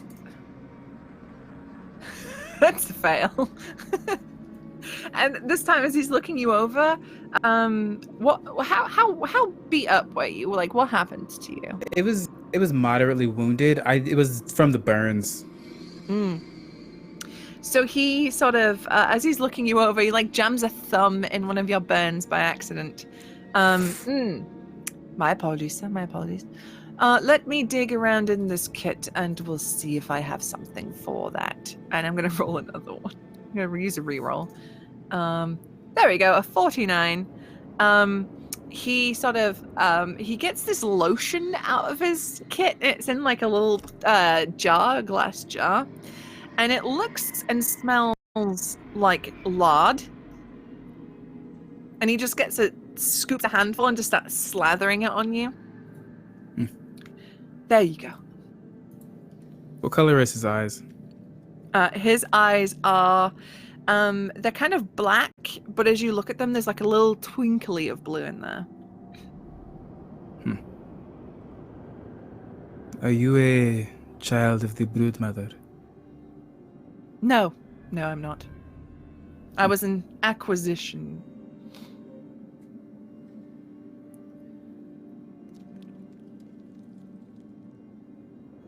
Why? What clan were you from? I've I been was learning from- of clans. I was from the Short Tail clan. So you were an acquisition incorporated from the Short Tail clan. Yes. Good They to know. didn't have what it took to survive, and I did. So here I am. They aren't missed.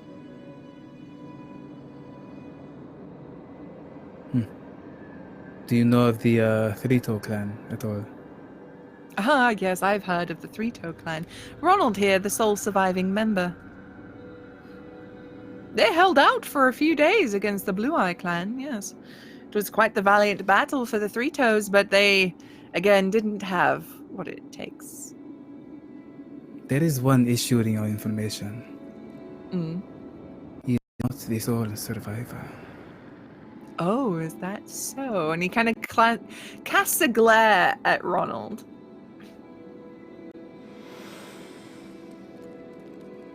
Aye. Is there about to be a throwdown? No, I don't think so. I like the doctor. No? I like the Why look in the is- why- doctor's eyes.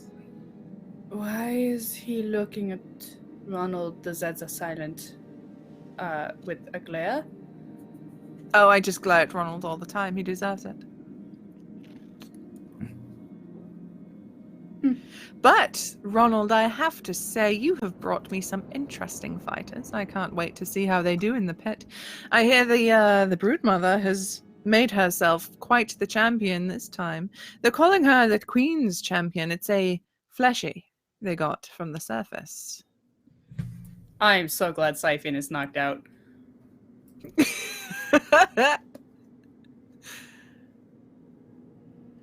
Thank you for taking that laudanum.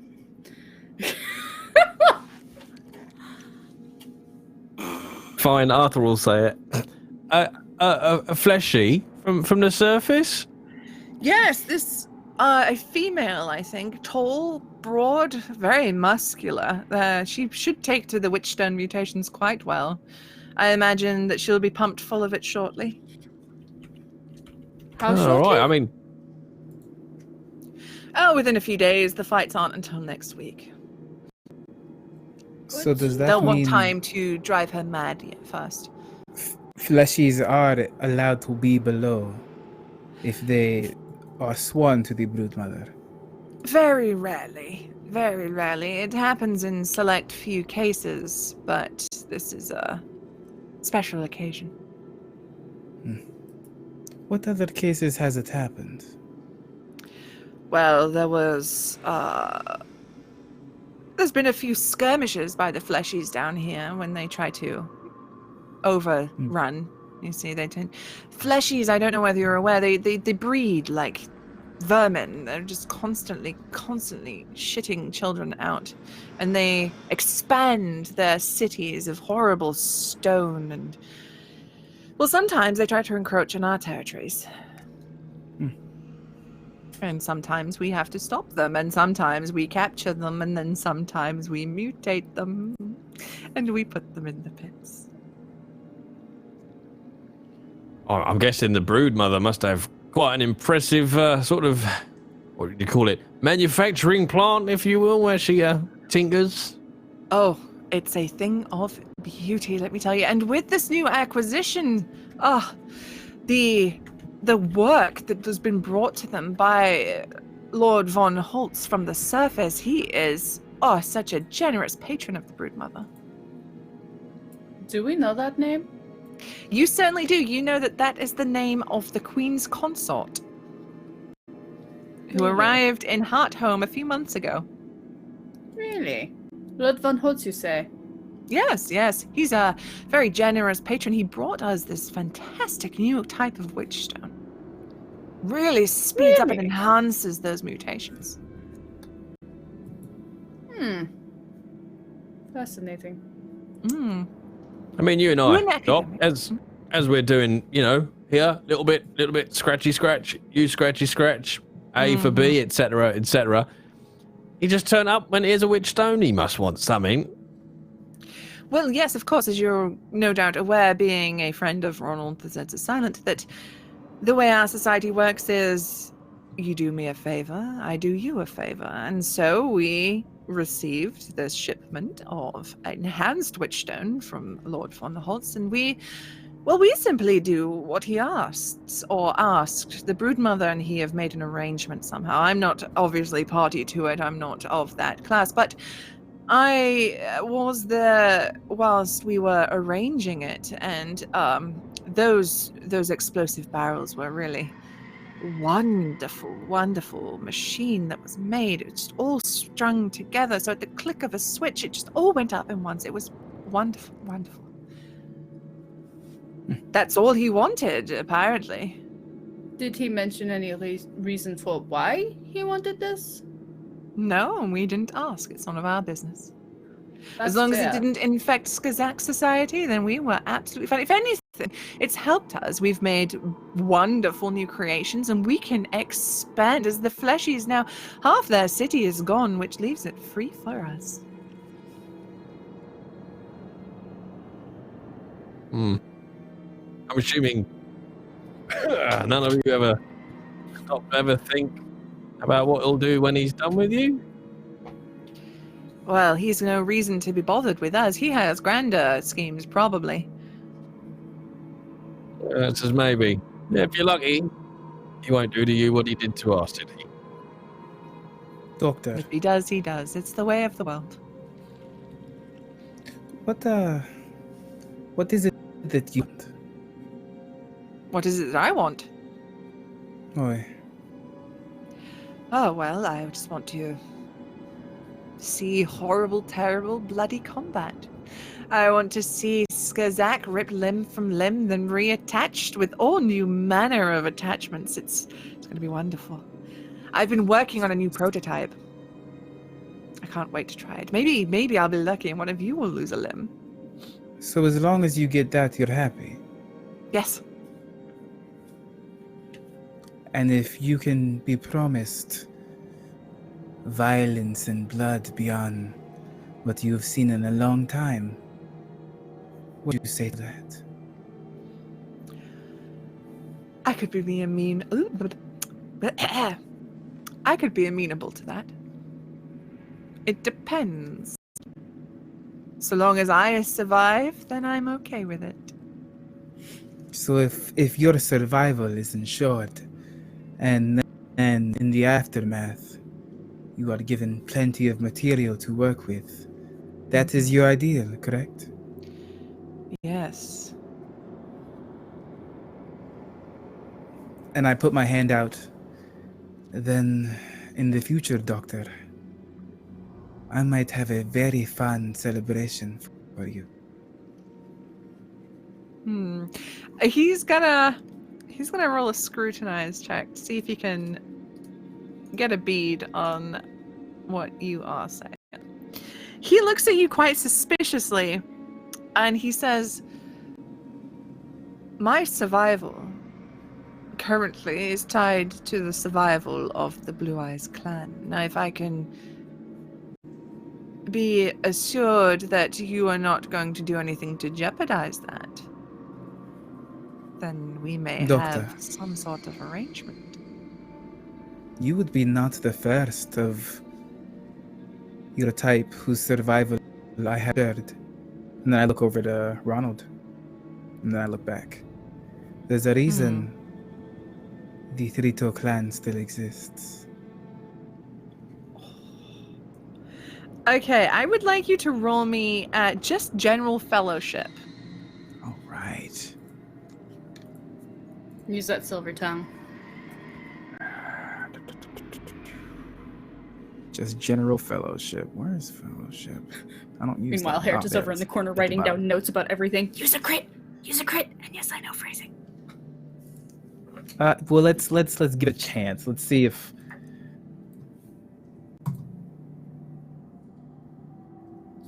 Use a crit, just do it anyway. Yeah, I'm just gonna use my other crit, so I don't have one. So that's my second one, and I'm out because it was a 49 and I needed a 42. Oof. Okay, so, he takes what you say, and he's clearly chewing it over as he does so. And he extends his hand once more and shakes it. Unlike some of my before companions, I am not as good with shaping my words, but it allows me to speak plainly. Well then, this may be the start of a beautiful friendship.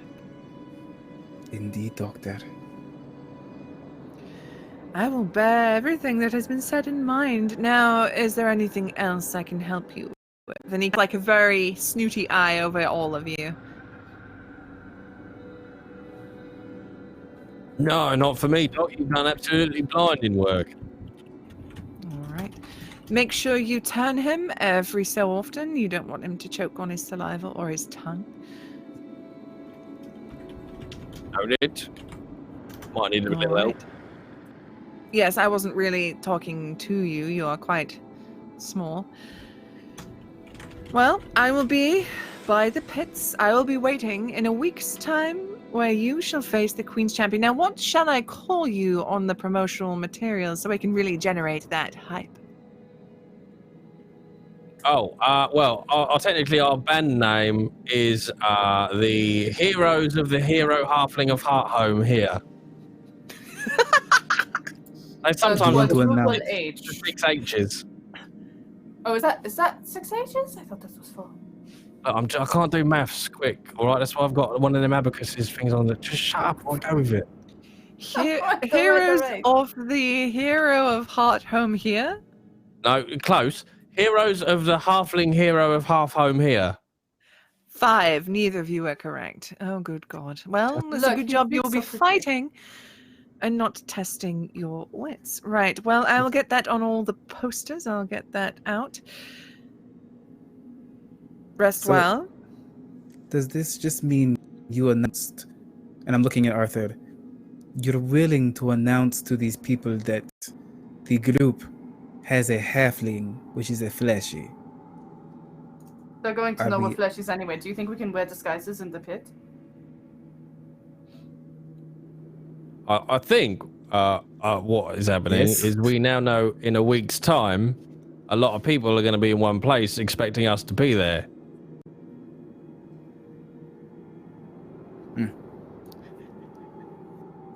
All right.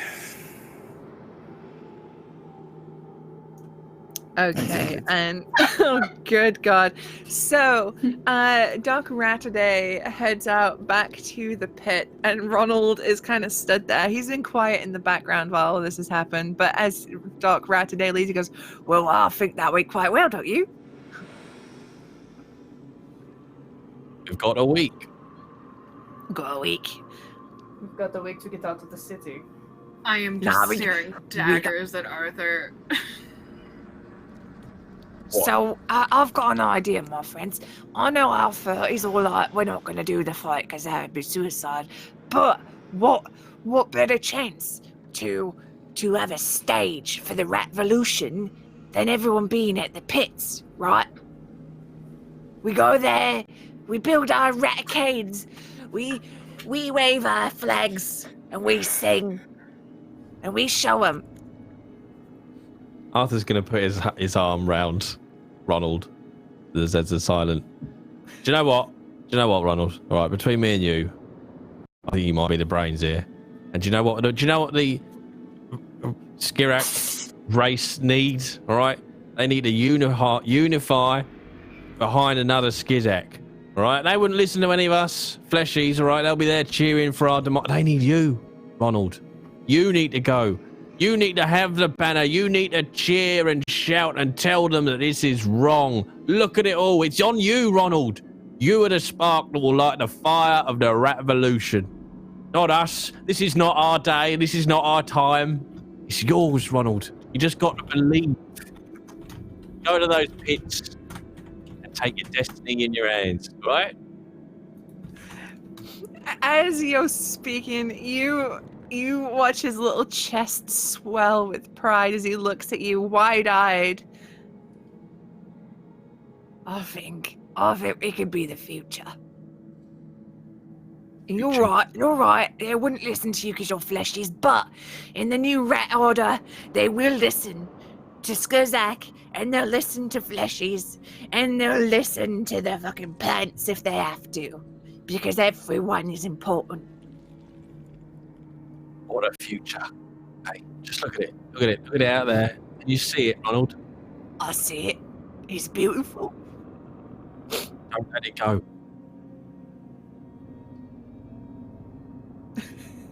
And he's off somewhere. He like tootles off, and you hear him like whisper singing to himself, which is definitely a song. He's definitely singing a Les Mis song, but I'm not gonna do that because copyright. But he does, and he's quietly off away, leaving you alone in this room.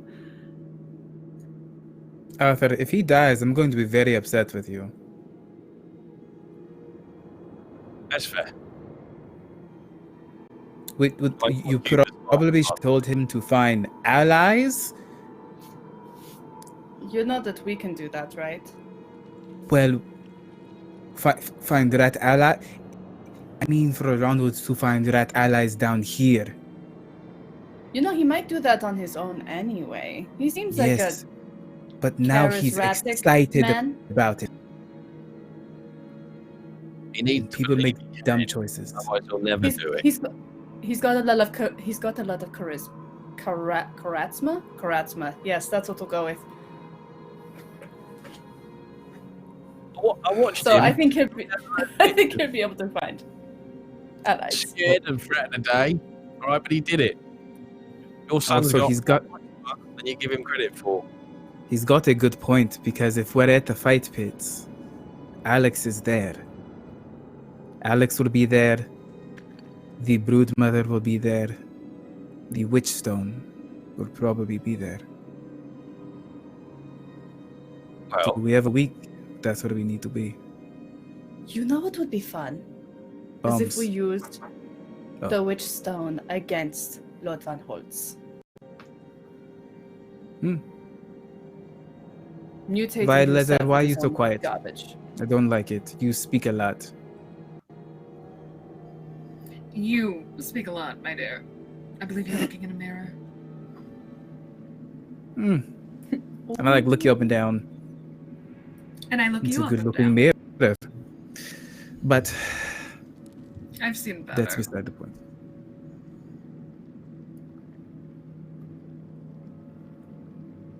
I mean, I'll be honest, I wasn't planning on any of us being near the pits in a week. Right, we got maybe 24 hours till Armor Boy's up on his feet. We got a week to deal with the brood mother, find Alex, and get the fuck out of here before any of us need to go anywhere near those pits. I've been Is there. it just me or did Jay's mic just get really fucky? I did a little bit. So I'll rewrap. I don't think any of us want to be there in a week. All right? You've got a week to sort out the brood mother, find Alex, and get the fuck out of here. We don't want to be at the pits in a week. Yeah, no, that would be preferable to not go to fucking rat pits. I've been there, all right? You don't want to see it. We need bombs. Sounds like a story. Well, just Well, this imagine. has escalated quickly.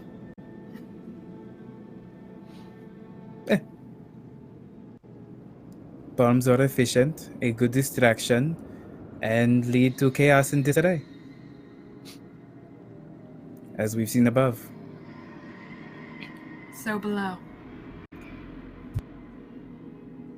Aye.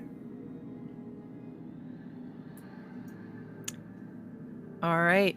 And so, as we have this discussion and Scythian sleeps the sleep of the heavily medicated, we cut to little Ronald, who is twiddled off to a little side room, and he's making makeshift little posters with little ratty fists up in the air, and he's humming to himself. Do you hear the ratty singing the songs of angry rats? As he's making them. And as Arthur begins to concoct plans of being nowhere near the fucking pits in a week's time, we see our little gang, our little really, really bad little family all together in this middle of this rat-infested city. And I feel like, for the sake of my voice, for Jay's mic, and for everybody involved, this is a great place to wrap up for today. But before we wrap are up? done, rat up, we do have Ratvolution or Death indeed, Doc Crimbo. We do have the poll of corruption today. Who is deserving of your corruption? That will hop up in the chat real soon, so keep an eye out for that. You can enter by typing !vote space and then 0 for Skarut, 1 for Arthur, 2 for Violetta, 3 for Herta, and 4 for Scythian. So get those votes in. But before, while that vote is going on, let's go around one last time and we'll find out who you are, if you enjoyed yourself today, and where we can find you on the World Wide Web. So we'll start with Gabe. Hey, Gabe. Hi, I'm Gabe James Gabes at Twitch, Twitter, and all over the internet. This was a lot of fun. You can find me here every Wednesday. You can find on Friday, Drop the Dice channel, and you can find me in about 3 hours on the Mythic Grove channel as a guest. Today was a lot of fun. It was a lot where like diplomacy than I think we're used to, which was interesting. And I like that we're seeing not necessarily conflict, but more party dispute and debating. It makes it seem like that we're much more multifaceted individuals. I like that. Yeah, it's really cool how everybody's kind of got your own different ideals and they're all sort of semi coming together, but you've all got different goals going on. And I really dig that. And Skarut today, bless him, he did his best. Yeah.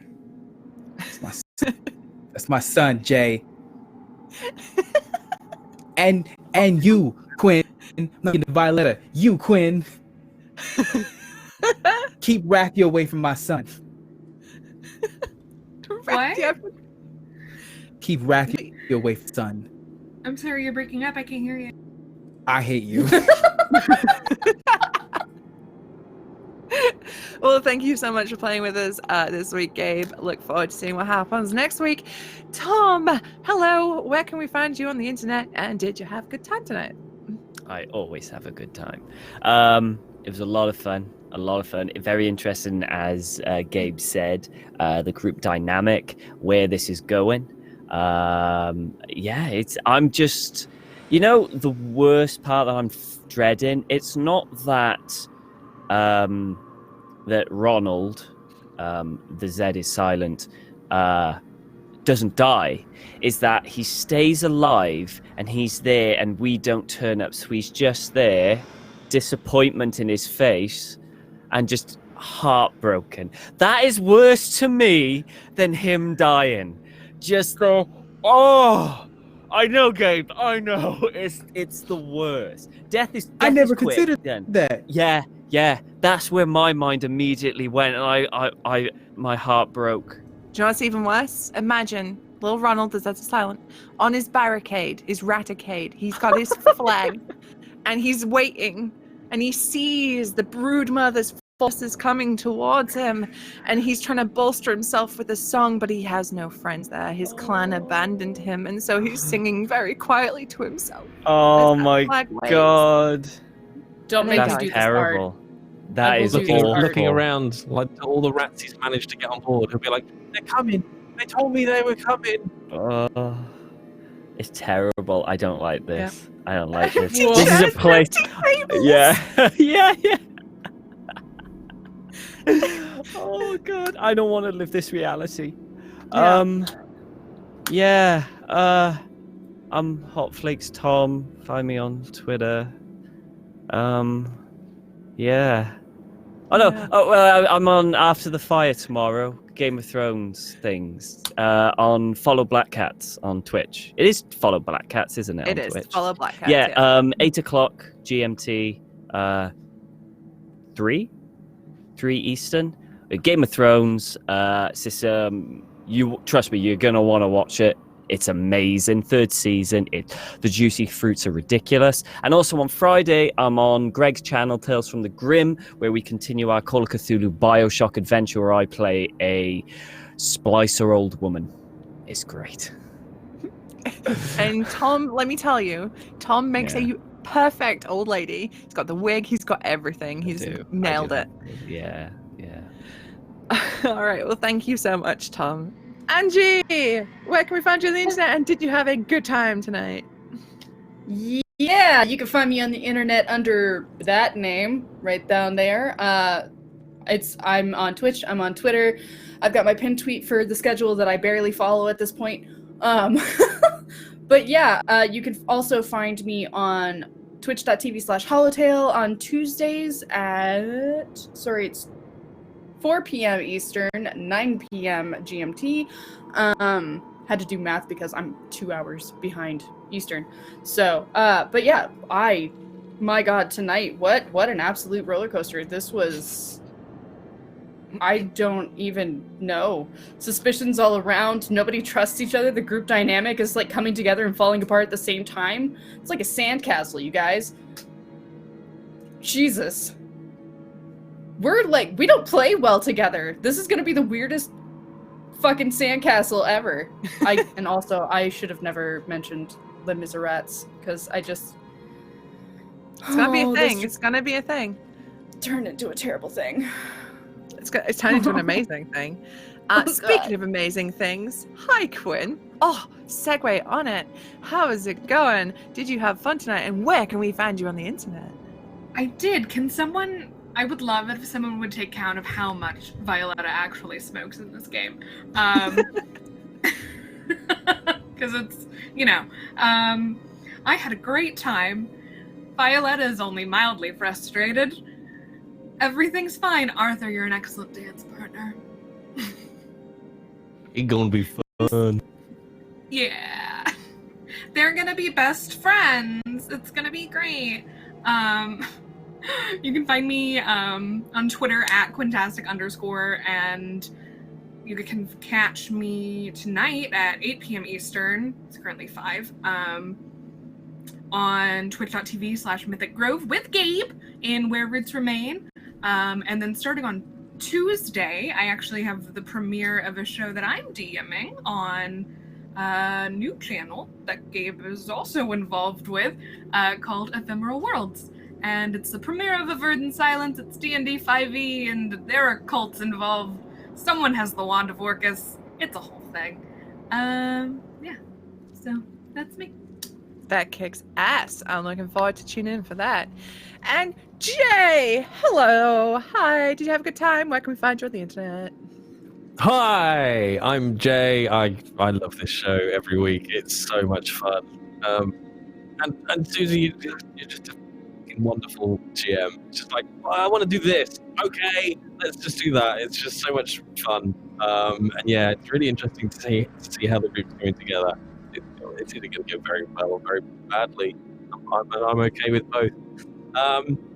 You can find me on Twitch, Jay Britton, where I will be live with some Dark Souls as soon as we're finished here, but apparently I don't like sleep.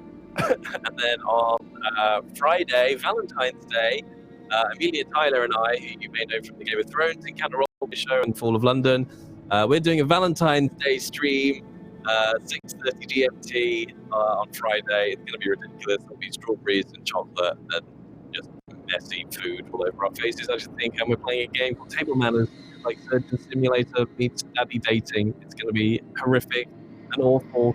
Feel free to come join us and laugh at us. That's it. Oh boy, that sounds like it will be quite the time. Yeah. Yep. So tune in for that. That sounds like it's going to be fun. As for me, I am Susie, otherwise known as Susanna Grace. I'm a variety streamer who does video games, art streams, and tabletop RPGs. Find me all over the internet at Susanna Grace. The next time you'll find me online is tomorrow on Follow Black Cats at 8 p.m. GMT for the return of After the Fire, in which I play the sweet, innocent little lady Miria, who is in trouble. And then next time you'll see me on here for Encounter Roleplay is on Monday for the Crownlands, where I play the less sweet, less innocent Lady Allegra. But in terms of the channel, right up after today, we have the we have art from Void Smoker that we're going to show you. We have the shiny new trailer for Seawall, which is so good. I've seen it. It's great. You should stay and watch that. And then right after that, we have a roleplay roundup. So don't move. Stay right here because there's some good stuff. During roleplay roundup, we will be giving out some games. So make sure you are here for that with the lovely Charlie, Lindy, and I believe Janet from World Anvil is joining them as a guest today. So something really should tune in for. But I think that is it from us for today. Thank you all so much for tuning in. If you watched on Twitch, please do hit that follow, hit that subscribe if you enjoyed the thing really a lot. And then if you're watching on YouTube, hi, ding that bell, follow that button, and all that good stuff. But that is it from us. Catch you later, folks. Take care. I got corruption, by the way. Thanks, guys. Oh yeah, Angie got corruption. Bye. While anxious wives paced Widow's Walk, scanning the horizon, watching the sea, the warmth of the fireside guided their creaking ships past the ever-present lighthouses safely into port. Today as yesterday, these sentinels of safety bring gladness to the hearts of the homing mariners.